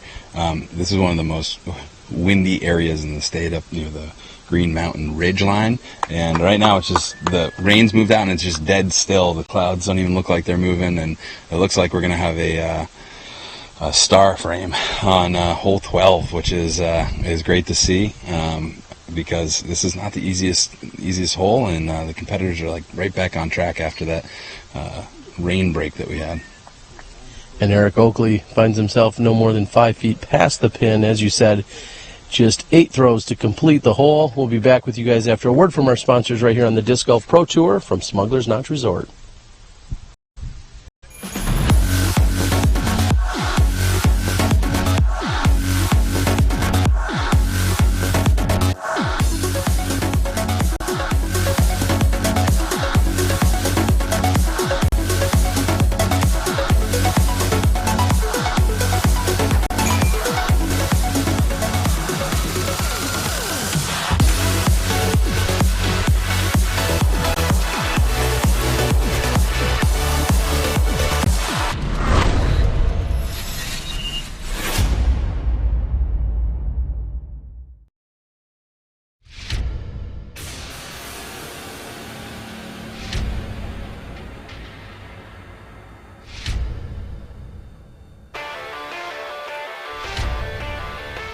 For looks, for life,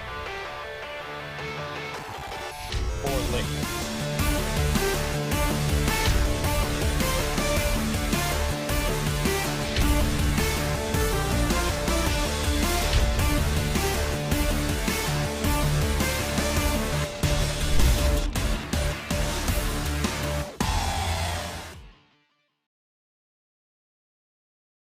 Check, check, mic check.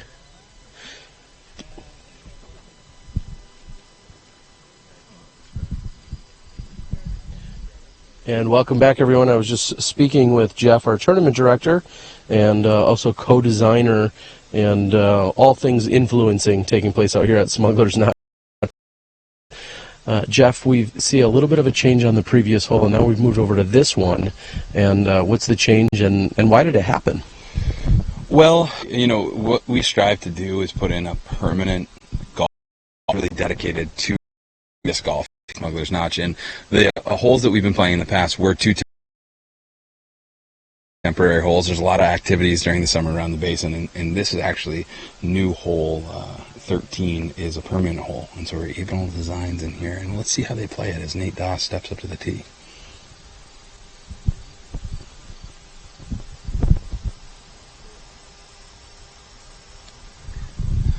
The disc is up in the air, and it looks like it's headed to the landing zone. It really wants to get left here because it reduces the amount of anhyzer and turn that they're going to have to put on their approach shots.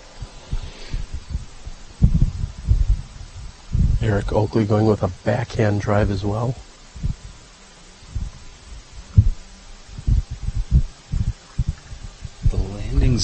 The landing zone that they're looking to get into is anywhere from 325 to about 385 feet. It's about a 50-foot swath, but it's playing uphill, so it's playing a little longer than that. Looks like Eric's put one in there as well, Terry.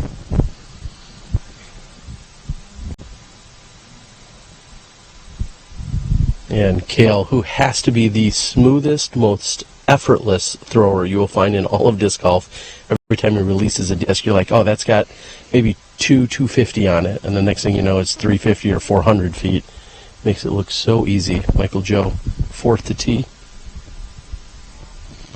They've all gone with backhanded, right-handed throws on this. It's that one from Michael Joe is a little too far right.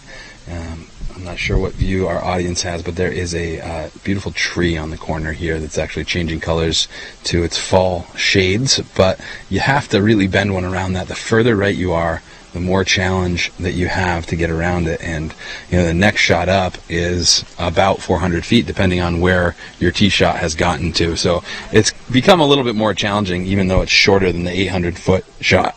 I was checking with the women over at Brewster Ridge. 555, hole 13, 555-foot par 4. That second shot, for any chance at a birdie, you've got to get that second shot into a tight tunnel into the woods. Sarah Hokom puts it crazy low, gets a beautiful skip. That is going right down the fairway. A great shot by Sarah Hokom. Out of her hand, I suspect she was not very happy. Paige Pierce, off left. That is Bogey City over there. Paige Pierce will be carding the bogey on hole 13. Valarie Jenkins now. She pulls that right, and it kicks right. That is also Bogey City on hole 13. There is a lot of room for bogeys. Catrina Allen right in the middle, but not very far. Sarah Hokom Probably the best shot of the round. 8 feet from the pin. She cards the birdie. Everyone else cards the bogey. We're moving on to 14.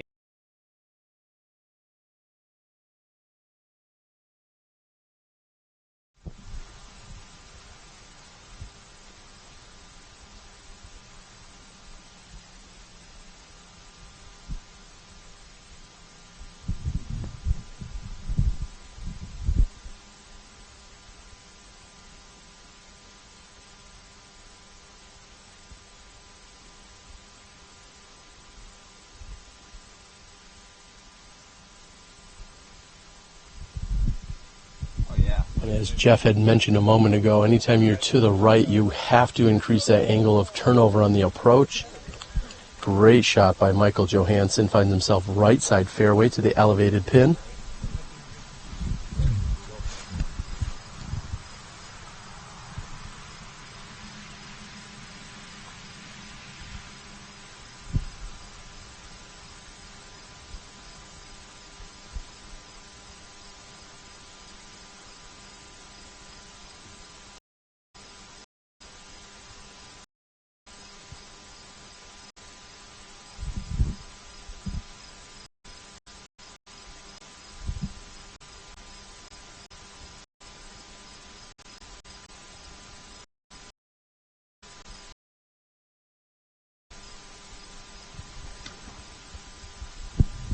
And again, taking into account for the footing that's needed here, looks like that low release there by Doss.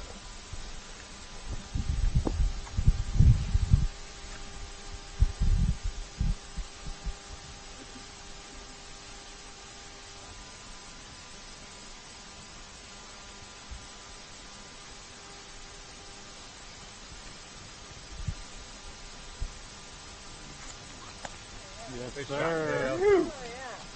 Woo! What a shot by Kale Leiviska. And Eric Oakley's going to have the furthest drive in the group. And Jeff, just a moment ago, it looks like we may have some late breaking news, or some breaking news, I should say. Paul Macbeth has possibly withdrawn from the event. Yeah, we'll have to wait for confirmation on that, Terry, but I just got a note sent to me addressing that very fact, and that he has tweaked his back and he's considering withdrawing or has withdrawn. So I'm going to just follow up on that, and I'll report right back to you. And meanwhile, Eric Oakley with a huge drive of hole number 13.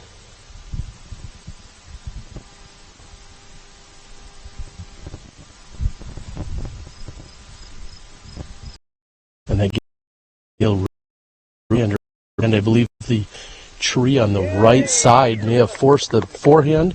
We're going to be back with you in a few moments after a word from our sponsors as we get in position on 13.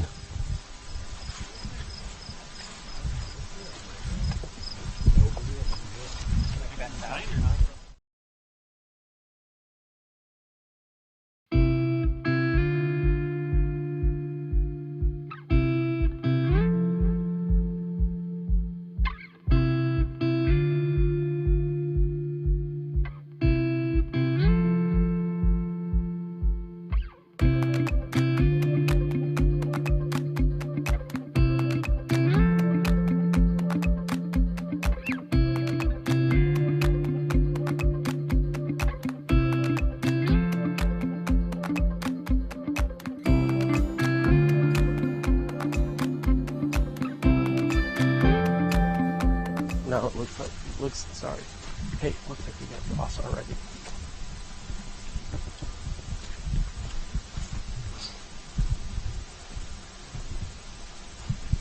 And Doss approaches to 15 feet right of the pin.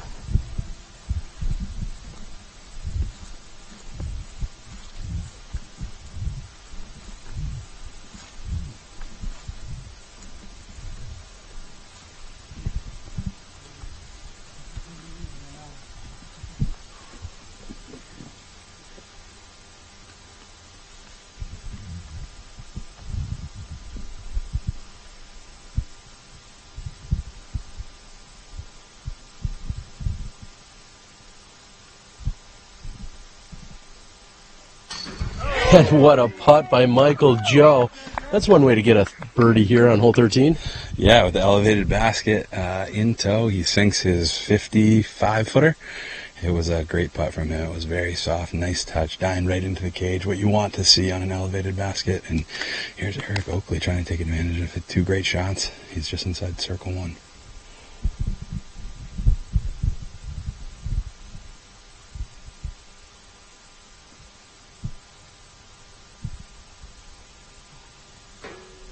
And Oakley with just not enough power to get it up and over the edge. Maybe didn't commit fully to the extension or the release there. From the exact same distance, we have Kale Leiviska for birdie.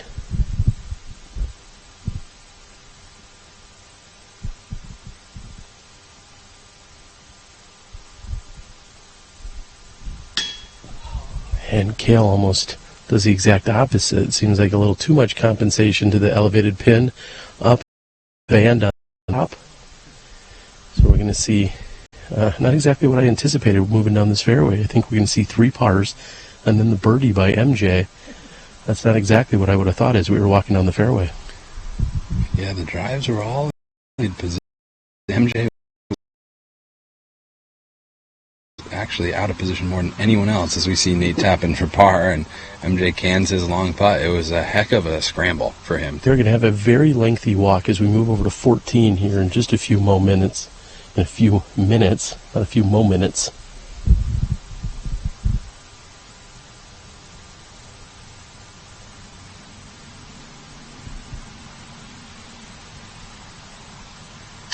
And Jeff, thank you for joining us. Anything to say as we head out here? Yeah, I just want to thank all the viewers at home. I want to thank the staff and spectators and volunteers for making this possible. And I should be back for another day. I'd love to join you, Terry, but I'm going to sign off and let Dana Vici take over for some color commentary in my place. That's one interesting trade-off. We'll be back in a few moments after a long walk to 14.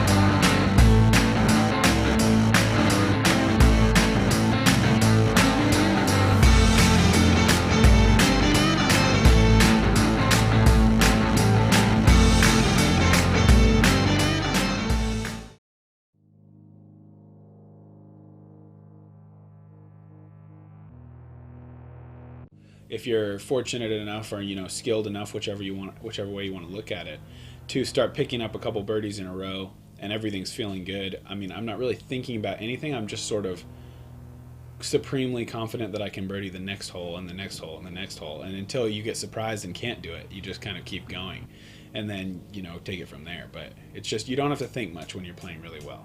You limit thoughts.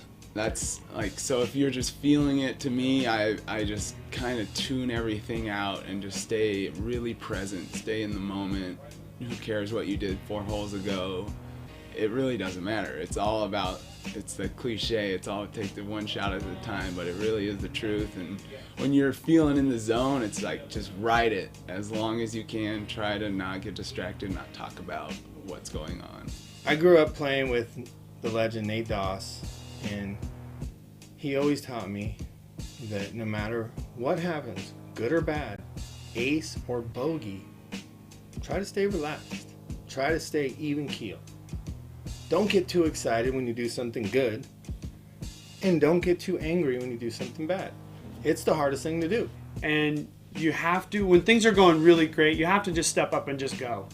Because you know that your body, your muscles, everything are so perfectly in tune that if you get your brain in the way, you're destined for failure. That's the thing that you're always thinking, well, is this happening because of, is this lucky or whatever it might be? You have to stand there and say, no, I'm doing this because I prepared myself to do it. I'm ready to go. And really, that's what it is. Basically what the zone is no thoughts and feeling like you're the only one out there, you know, and everyone's here to watch you, and you're putting on a show. So it's basically just stepping up to every shot, nothing in your mind, knowing you're going to make it, and you know, just knowing people are there to watch you. And it's exciting knowing that feeling, because you're walking down the fairway and you see people smiling or you see people angry. There's no in between. They're either loving that you're playing well or they're hating it.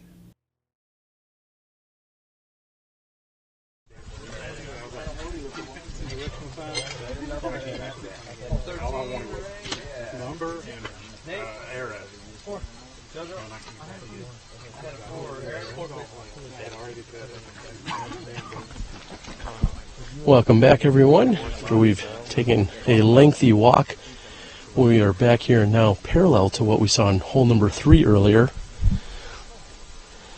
Michael Johannsen will have the box with his birdie.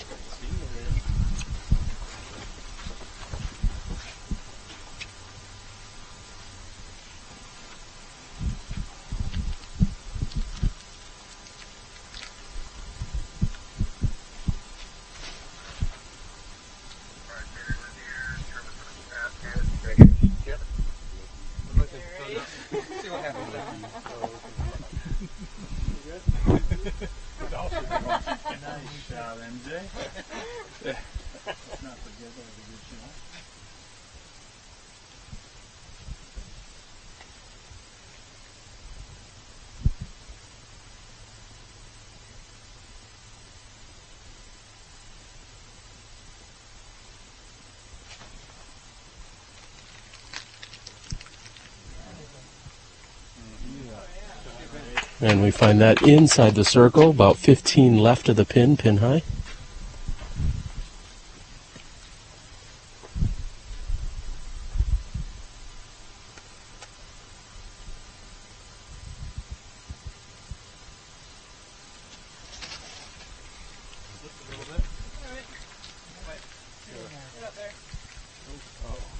And knocked down short. That looks to be about the edge of circle 2.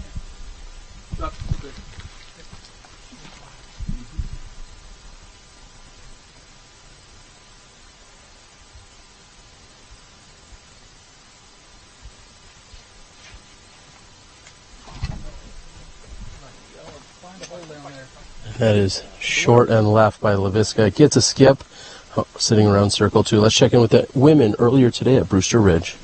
Thank you, Terry. We advance to hole 14, 260 feet, par 3. This is a gettable birdie.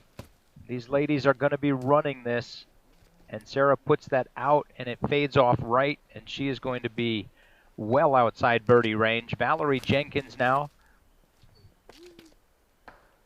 That was a good-looking shot. It was fading off left, but she also very far away for the birdie. Paige Pierce gets that pin high. It fades off left. She's got a shot at the birdie from down in that little gully off to the right, and Catrina Allen sings "Baby Come Back," and it does not. That disc is way off right. She'll have about 30 to 35 feet for the birdie. Valarie lays up. Easy par. Sarah Hokom. Cage, a very nice run by Sarah Hokom. Catrina Allen for birdie also gets the cage. Paige Pierce has an opportunity to gain a stroke on the entire field, and she cards the birdie. A very nice run by Paige Pierce. She is now just one stroke behind Sarah Hokom with 4 to go.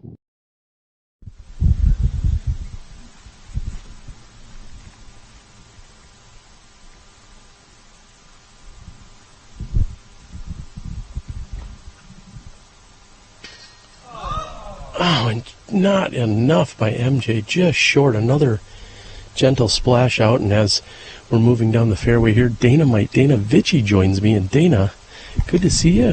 Good to hear from you, buddy. Good to be heard. I don't know if I'm seen yet, but here we are. Oakley with a little touch forehand. Nice shot by him.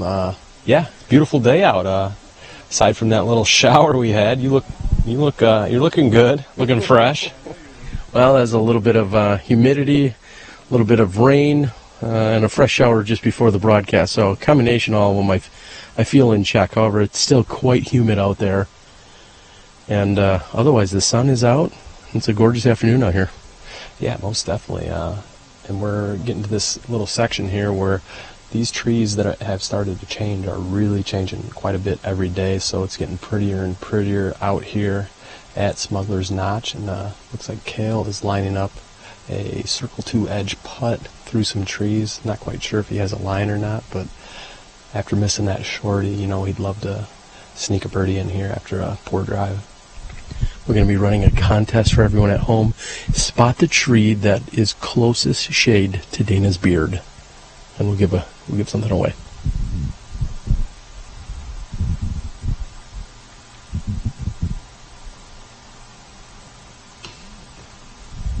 And unfortunately, a no-go for Cale Leiviska.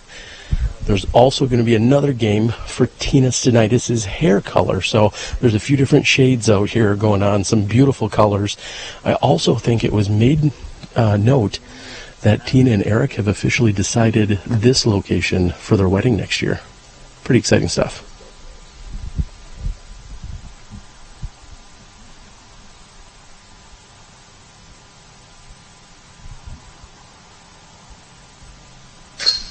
And the Doss birdie train rolls on. I believe that gives him 6 of the last 8.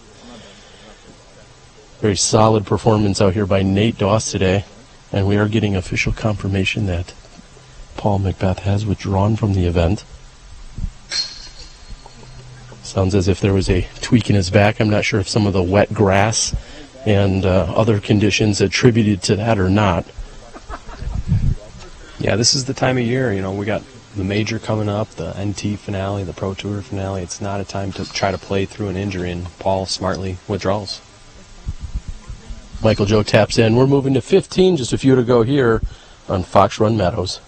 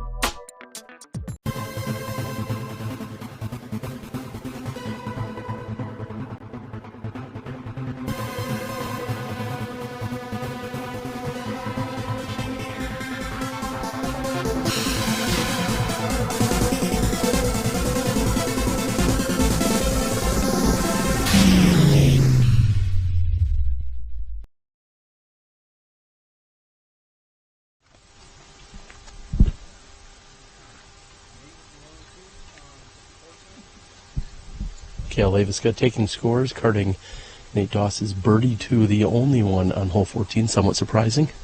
Yeah, that's definitely one that most of the players are going to count as a 2 or want it to. Same with hole 15 right here. We've got a couple different options at the basket. You can either lace one directly at it or take a big hyzer out from the right to the left.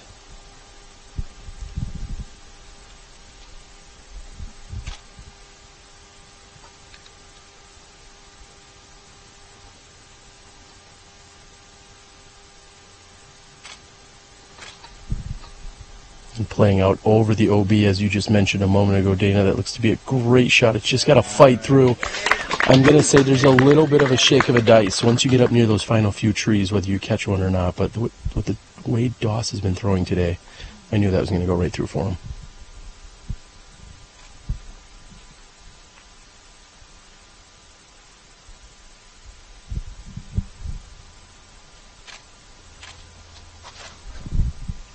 And MJ going for the center gap, which is the cleanest to the basket, kind of saws it off a little bit. He's going to be inside of circle 2, but he's going to have some trees between him and the basket.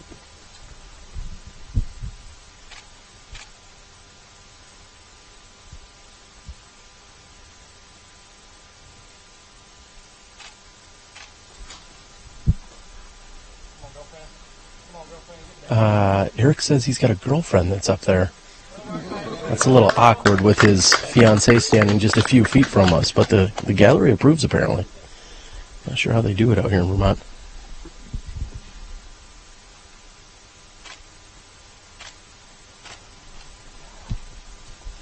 And Kale looks like he's going for the hyzer route, needs to get clean like Doss. It does, and that's inside the circle. Let's check in with the women on 15. Sarah Hokom now leads Paige Pierce by 1, Jessica Weiss by 2. Things are nice and tight as we enter hole 15, 360 feet. Paige Pierce left, right, comes back to the center. She has got some work to do to save the par. Sarah Hokom, nice and low. She keeps that straight. She should be able to go up and down also to save the par. Valarie Jenkins on the tee. Nice and safe. Curves it a little left, as it should. That stone wall is OB to the left, so if you get a bad kick, you could be OB. Catrina Allen with a great drive. Keep coming left, baby. That was very nice. Faded to the left. She will actually have a look at birdie. Paige Pierce just trying to save the par. Park job. Sarah Hokom fades in left. That is another easy par. Valarie Jenkins, nice little right to left. Nothing crazy here. Let's see Catrina Allen run it for birdie. Call it a par. We are moving on to hole 16. Here we go.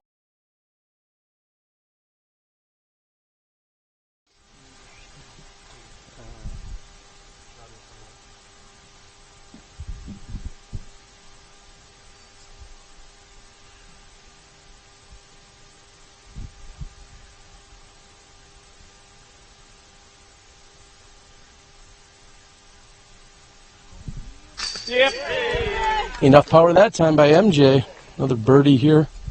Yeah, out of his hand, it sounded like he let out a groan or said no, and it was just good enough. Looks like Kale is out from, he's about 18 to 20.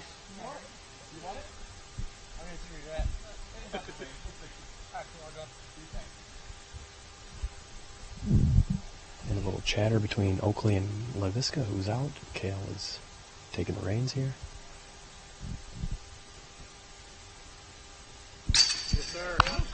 And as I'm looking at UDisc Live, I definitely want to send a shout out. Grady Shue, who's in a tie for 6th at the moment, had taken a 1, as in an ace, on hole number 3 earlier today. Congrats, Grady.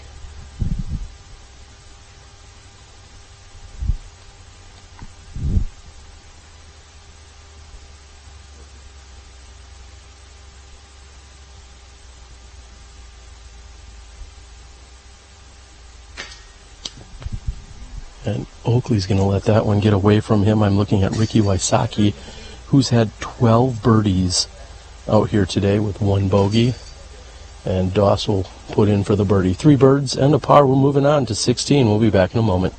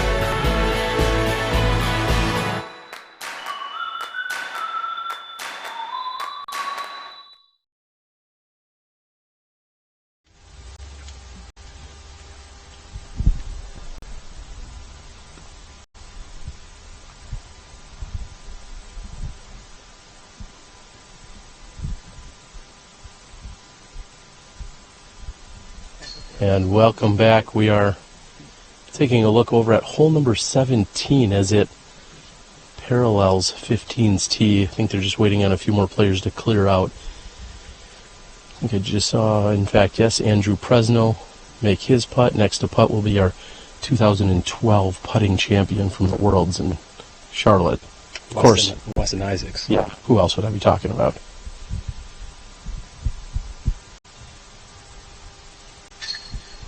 Weston is in. A moment ago we also saw Zach Melton. He came up a little bit short on what I believe was his birdie attempt, so he's going to have a quick tap in. Grady Shue, who I just mentioned a few moments ago, carding the ace on hole number 3 earlier in the round, made a great putt as they move over to hole number 18. And we're live and on the tee on hole 16 with Nate Doss.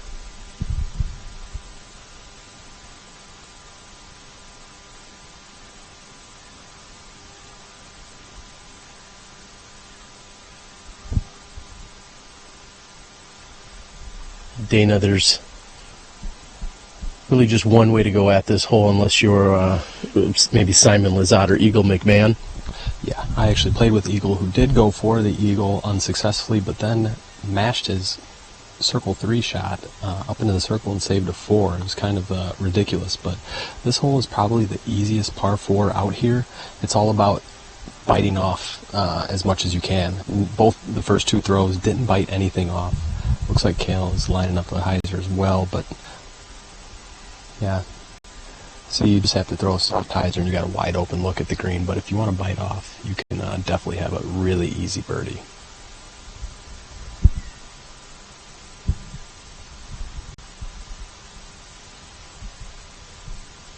And Eric Oakley is going to push that right side OB a little closer than the rest, but he's still safe. We'll be back in a moment after the women play hole number 15. Hole 16, 400-foot par 3, the most difficult par 3 of Brewster Ridge. Downhill 400 feet. Paige Pierce is on the tee, and that kicks right, which was very nice. Along the whole left side of this is OB, that stone wall, and to the left is out of bounds. Sarah Hokom goes nowhere near out of bounds. She's going to have about 60 feet for birdie. Valarie Jenkins, 400 feet downhill. She sets herself up for a pretty long birdie look. And Catrina Allen, that thing turns left to right. Very nice. If it keeps going, she's going to be in good position. Kicks a little left at the end. She has this for birdie. Sarah Hokom. That is a par. Valarie Jenkins for birdie. So close.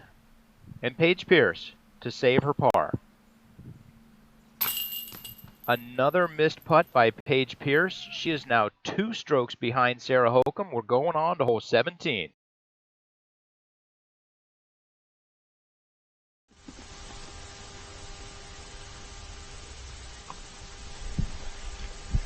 And welcome to the upshots here. Looks like Nate Doss up first, weighing his options, whether he's going to go straight at it with a putter or Heiser around that telephone pole.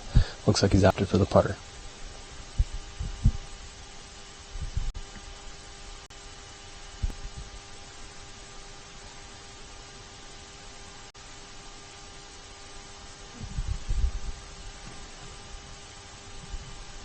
That is Nate's most understable putter, pushing that right side.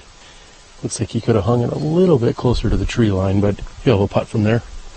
Yep, good miss. The right side of the Keen wall is out of bounds. On the left is the woods. There is not out of bounds there, so if you're going to miss, that's where you want to miss, but I don't think we'll see anyone in the woods from these drives.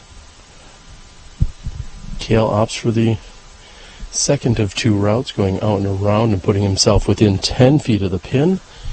Seems to be a high percentage shot, playing Heiser out and around. Yeah, that looked pretty easy, and it's all about just giving it a little bit of height and missing the telephone pole. And I assume MJ's got his banger and lining up a straight shot right at the bucket.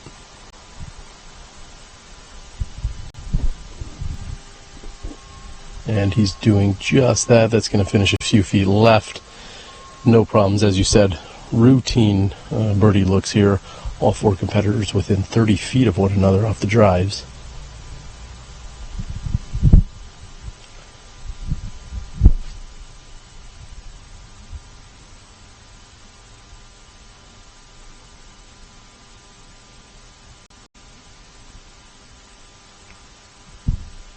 And Oakley goes a little high floater, nose up. It's tracking towards the bucket. Comes up about 15 short. He's going to have a nice look at birdie there. We're going to continue down the fairway and kind of bask in this now gorgeous afternoon that we're experiencing out here. It's a Thursday in September. Also, I mentioned a little earlier, we're going to be out here in about 1 year for the PDGA World Championships taking place at Smugglers Notch Resort. That's a pretty exciting proposition. It's going to be a little later in the year. It might be cooler, maybe like what we're experiencing now, but September in Vermont, I don't think you can draw it up any better, Dana. Oh, most definitely. And we're blessed here. The leaves are changing a little bit earlier than they normally do, and it's just absolutely gorgeous. And Vermont has just got so much to offer. These courses have so much to offer. I suggest calling Smugglers Notch, booking your rooms right now, and you could probably do that by the time they hole out from hole 16. But this would be the one to come and watch if you're going to watch a World Championship.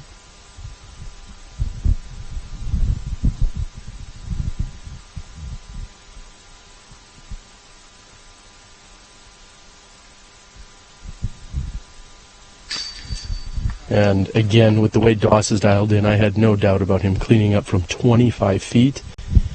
We've seen him throw in 2 putts from outside circle 2 today, Dana.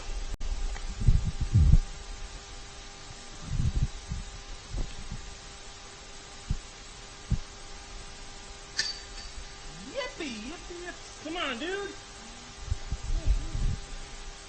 And Eric Oakley trying to give himself a little pep talk here. He says he's got the yips. And he'll clean that one up again, letting a birdie just slip right through his hands right when he was in position for it. Yeah, that's, as Eric is saying, that is 3 in a row that he has missed. That was the closest of the 3. It's not going to keep him up on the lead card. He's not happy with himself. Happy is MJ. That's a birdie. And Cale's going to find himself right next to the basket, as we said, going with the Solheiser approach, and he taps in. We've got hole 17, where Magic from Dynamite took place last year. We'll be back after a word from our sponsors.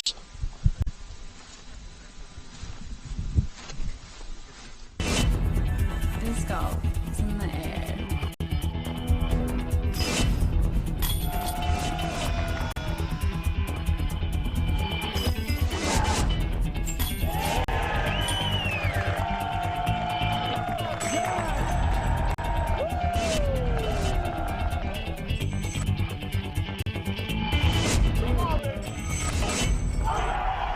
Join the excitement at PDGA.com. G'day, my name's Chris. I'm here today to tell you a little bit about our disc stacks. They're disc pants manufactured specifically for disc golf. They basically have 4-way stretch, water repellent material. They have a towel attachment pocket in the front side of each pair of pants. They have zip back pockets. They have enough belt loops to tie you up, and you got reflectors, so for those of you riding to the course on your bike, you'll be safe in the dude pants. We're predicting these pants are going to become legendary. Get yourself some.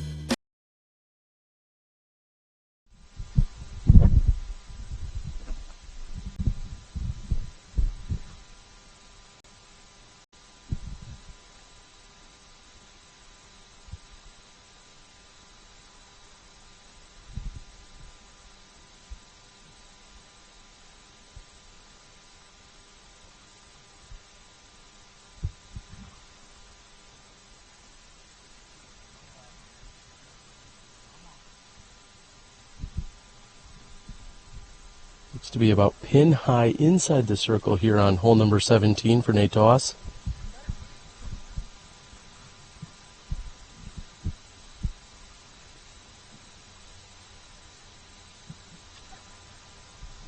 That is tight against that left side, catches the tree.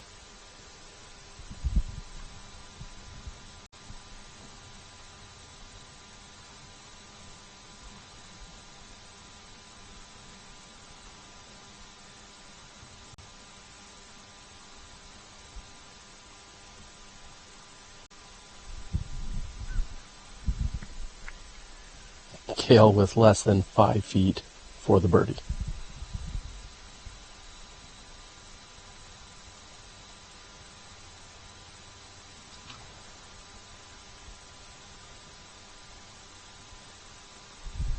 Great shot here by Oakley. And it looks to be about pin high, 25 feet or so. Let's see how the women did earlier on 17.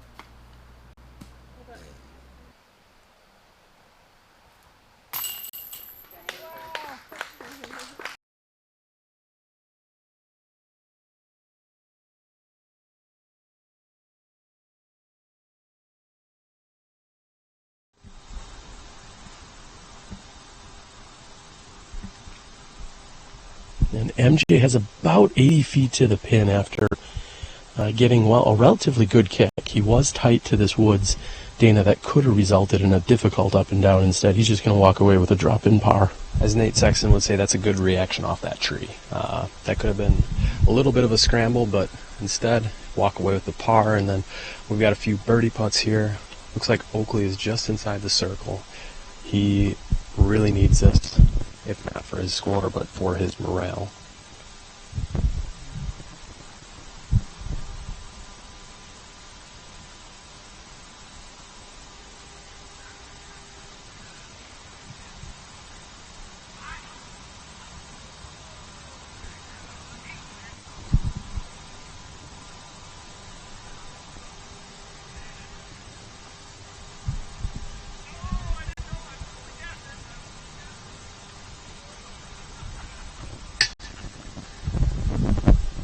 And a lack of converting is going to keep Eric Oakley off of the leader card for tomorrow. It's all but inevitable at this point. He has now parred the last 5 holes. And Eric Oakley is going to go to bed tonight knowing that his putting has let him down in the second half of this round. Yeah, with the nickname Putter Pants, this back stretch of the last 9 holes here has not really been very putter pants. And the Doss domination continues. We are seeing Ricky Wysocki trying to hunt down Nate Doss. Wysocki finding himself currently in second place, just now 2 strokes off the pace. Cale will tap in. He's got an easy birdie from just a few feet away. But right now, Doss and Wysocki are trying to pull away from the rest of the card. Michael Joe's going to put up a fight. We're moving on to 18 here at Smugglers Notch Resort.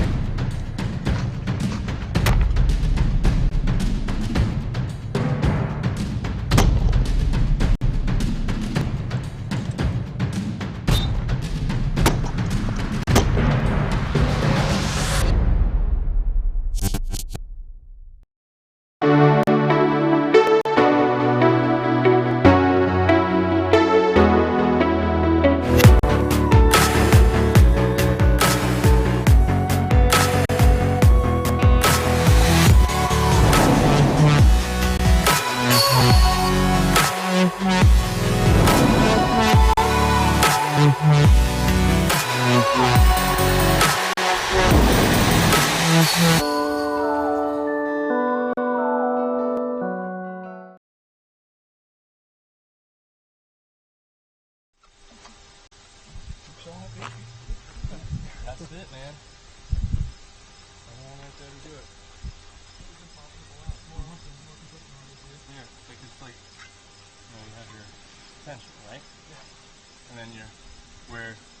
bottom end, right? So, and it's like they start moving like this, and they stay pretty far, and that's all we have to work on is get that bottom end up. So they stay there. It's true. All right, we're back here on the tee of 18, and it looks as if the second card is actually still throwing their approach shots. So we'll see what we can zoom in and get to from afar.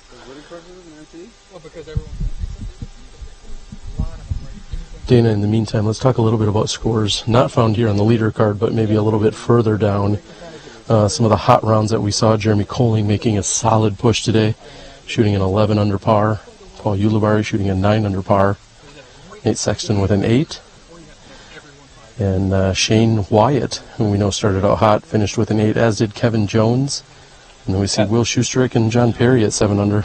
Kevin Jones actually birdied every single hole on the back 9 today after kind of a quiet start. DG Mike filled me in with the intel on him and said, the guy's legit. So keep an eye out for Kevin Jones. I saw him play the other week at Vibram and was impressed, and looks like he got it going here on the back 9 and had himself a really good round. So I've got to ask now, looking at the scores, I see you in a tie, a massive tie for 34th with Bradley Williams, who won last weekend, along with Matt Bell, Sean Sullivan, James Cole, and Simon Lizotte. Currently tied with Simon. How does that feel? Well, after watching Simon throw some wild and crazy shots on the card in front of me today, it doesn't feel that good because he had to come back and re-tee at least once during the round after throwing a Simon round. It didn't really pan out. Neither did his second shot. And on the tee, Nate Doss.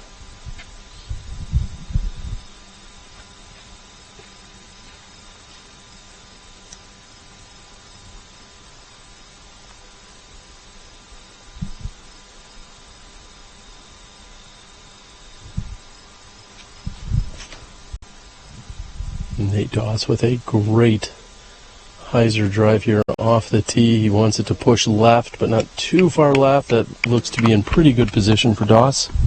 Yeah, he's going to have some decisions on his upshot, whether he goes up the gut or to the left. Looks as if Leiviska has a little bit more angle on that. I think we're going to see a similar result ultimately. He does get a skip closer to the road. That'll give him a little more room to breathe from that left side.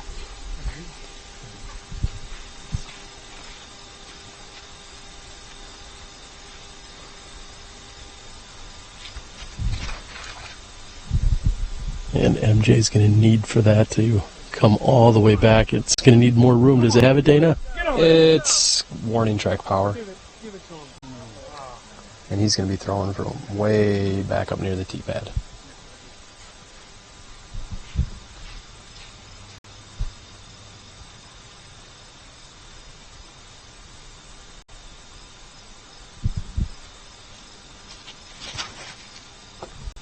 And Oakley, plenty of angle. That needs to find the earth. It does bite, and he's going to have some options from there. There's going to be a brief walk to MJ, so we're going to stick with our group here until he throws his second shot. And we'll move on down the fairway and talk a little bit about the scores. We saw Ricky Wysocki, I believe, holds course record out here around like 14 under par or something ridiculous. The course has changed a little bit as we've been discussing throughout the round, but it seems like he's got the hot score at the moment, and he may be tied by Nate Doss when this is all said and done. Oh, incorrect. He's finished with a bogey 5 on hole 18 just moments ago. What do you think of that? Well, with Ricky finishing with a bogey and MJ inevitably is going to have a bogey, that's going to give Nate Doss just a little bit more breathing room. He's got 3 strokes over Ricky right now, and pending a birdie or a par here, he could stretch that to 4. But MJ way back, he's looking just to play a safe shot up to the center cut tree and then pitch up from there.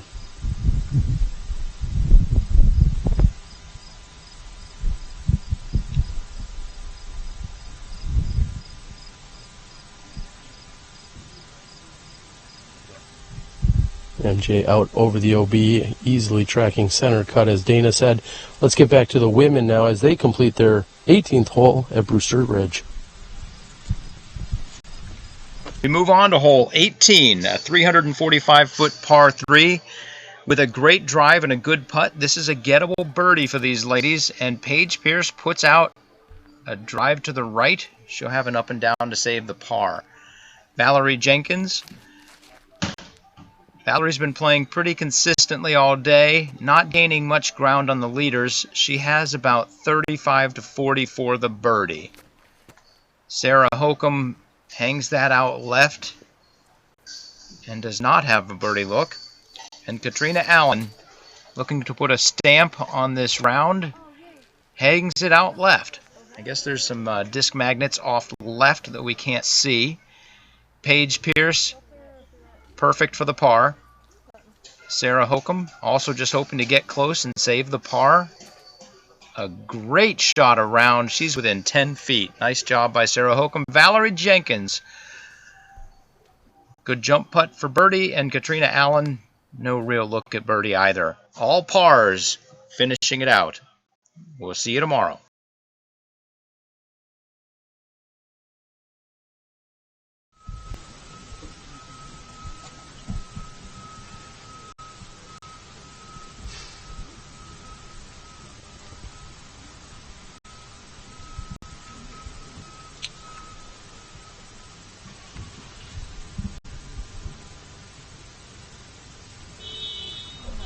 Oh, and what timing there. After hearing a truck back up a moment ago, and then all of a sudden, just before Kale was throwing, we heard some honking of a horn in the nearby parking lot. Yeah, ice in his veins. He followed through and stayed put with the shot through his PA3 from there. Great shot. He's going to be within about 15 feet. Looks like Eric Oakley has a felon, and he's going with the left to right forehand shot. We have a tow truck that is creeping up on us now.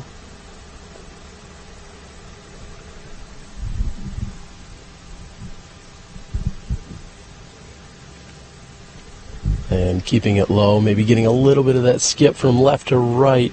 Could have used a little bit more power. We know with his putting woes in the last few holes, he would have loved to put that directly under the basket and not even had to pull out a putter, but he's gonna be left with a little bit of a tester there. Yep.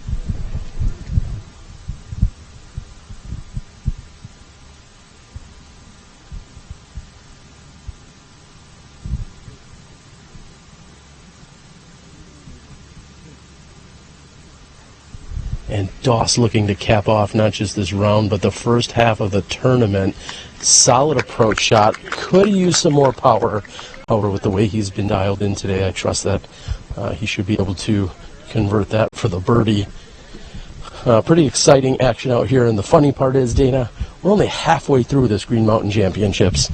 Yeah, this is awesome. Everyone's got one shot at each course. Tomorrow is make or break for some of those players that haven't had the great rounds. There is a cut to the top 40%, and the action's heating up. Nate Doss, he's been out here a bunch. He's got history here. He's done the collaboration brew with Bevel and Fiddlehead, so there's you know that he wants to shoot well here. And when is the last time Nate Doss has got a win? I know it's early to talk in the game, but he's got the lead right now. He's looking at a birdie putt, so he's going to be up by a few going into round 3. Earlier this year, he took down a win in Wisconsin at an event I hosted. That was a B tier, a little bit smaller scale, but nonetheless, he did get the Skyline Classic win earlier this year. I remember, the only thing I remember about that tournament was the beer was very good.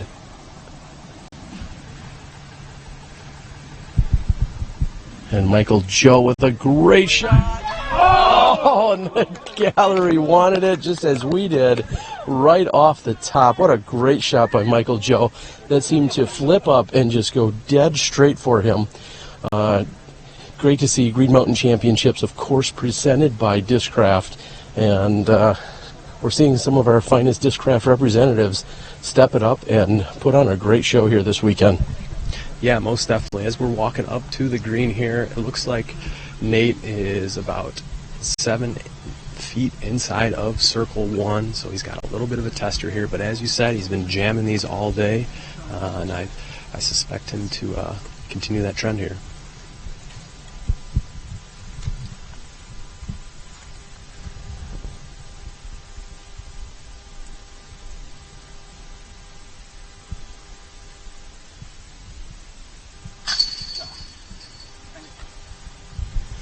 And Doss's putt for birdie slips out on the high left side. Dana, I would have went ahead and put it down on the scorecard already. That's how well he's been performing.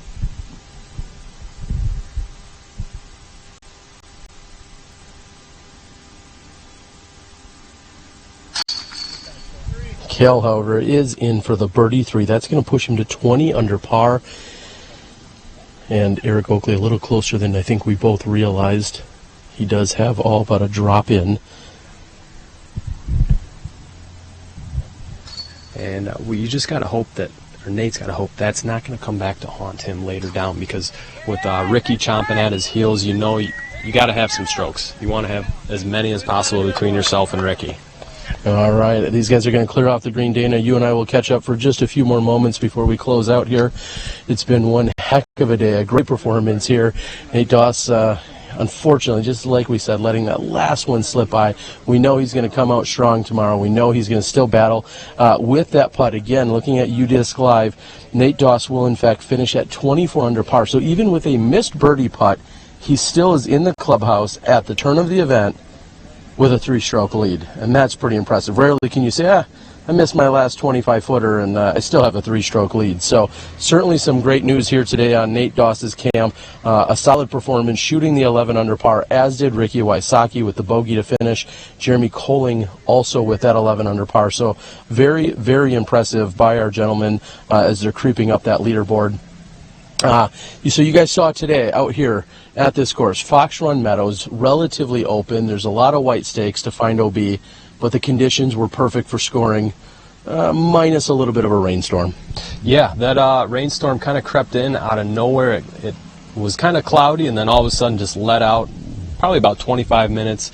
It definitely affected play on my card. I imagine you guys out on the lead card definitely felt that out in the open. There's not a whole lot of places to hide, and it was raining so hard you couldn't hide from the rain. You could not. Well, tomorrow they're going to move back over to Brewster Ridge, which is a complete opposite of this course. We find a lot of tight woods. There's a little bit of OB, but there's some elevation, and again, a lot of tight lines that you must hit if you want to score well out there. You have to make sure you keep those in the fairway, because you can be really punished on that course. So we'll be back with you tomorrow for the round. Of course, we'll be live. We'll also then splice in the top 3 or 4. We're trying to figure that out. The top women's card will be covered, and that'll also get spliced into the coverage today. We're seeing a great battle on the women's side, and we're really looking forward to it. Dana, my last question for you will be, what is your game plan? As you've seen each course once, you'd like to see each one again one more time. What's your game plan? Game plan is to throw it straight in the woods tomorrow and make some putts. I have had a lot of opportunities for birdie, haven't quite converted. Tomorrow it's going to be all about making those in the circle putts, much like Nate missed on that last hole. I've been missing a number of those, but it's all about throwing straight and then putting the disc in the basket. Okay, so you want to throw it straight well in the woods versus throw it straight in the woods. That's okay. Just to clarify when you were saying that, buddy. I'm double checking you. All right, guys, it's been a great day out here. I want to thank Jeff Spring for joining us, and Jeff Spring for being our tournament director, as he will be for the World Championships next year. He's got a lot of weight on his shoulders, but he also has a ton of great support here at Smugglers Notch Resort from everywhere, inside and outside of the building. So thank you to them and all of their staff. I want to thank our Disc Golf Pro Tour director, of course, Steve Dodge, who's doing a lot of things, including editing together the women's footage. Chad Inman out on cameras along with Rick Cushane. We've got Gary to the O back at home in Milwaukee along with Johnny V. So for Dynamite and myself, Terry Miller, the Disc Golf Guy, we're going to see you guys tomorrow live from Brewster's Ridge here at Smugglers Notch Resort.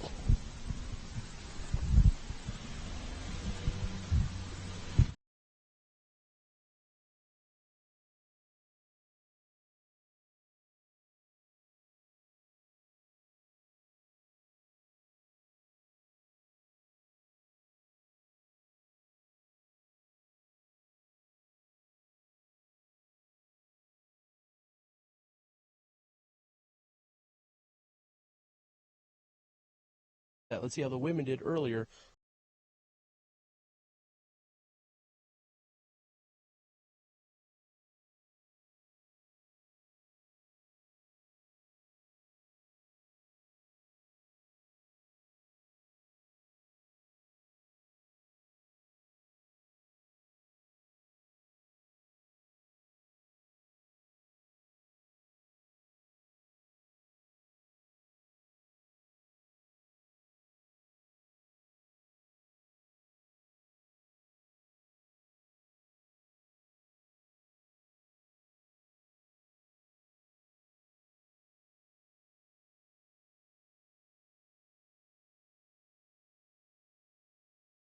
So it looks like he has to negotiate with the boulder. And he does. I think he went over just the right edge of it. But I...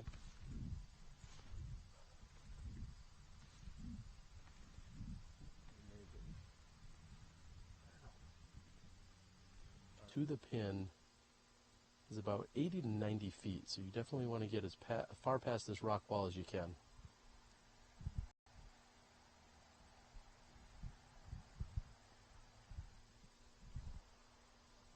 A low forehand that comes in, skips up, and is all but resting on the 50-foot water carry. Yeah, that's just the carry. The pin is about 380 feet. This is really testing the resolve of our pro players who really got to put a good move on it. Eric Oakley looks like he put a great move on it. Is it going to get to the basket? Oh, and it pounces right next to it and curls to a stop probably about within 10 feet. Maintains not only his balance, but just really getting a good transition of power. And Nate Doss is dialed today, folks. Looks.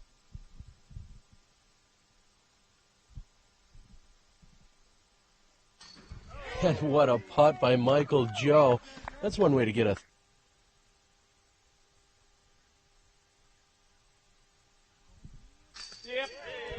Enough power that time by MJ. Another birdie here.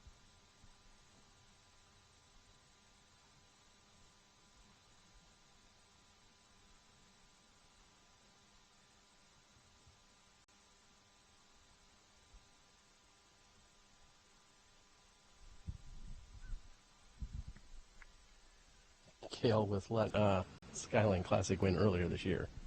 I remember, the only thing I remember about that tournament was the beer was very good.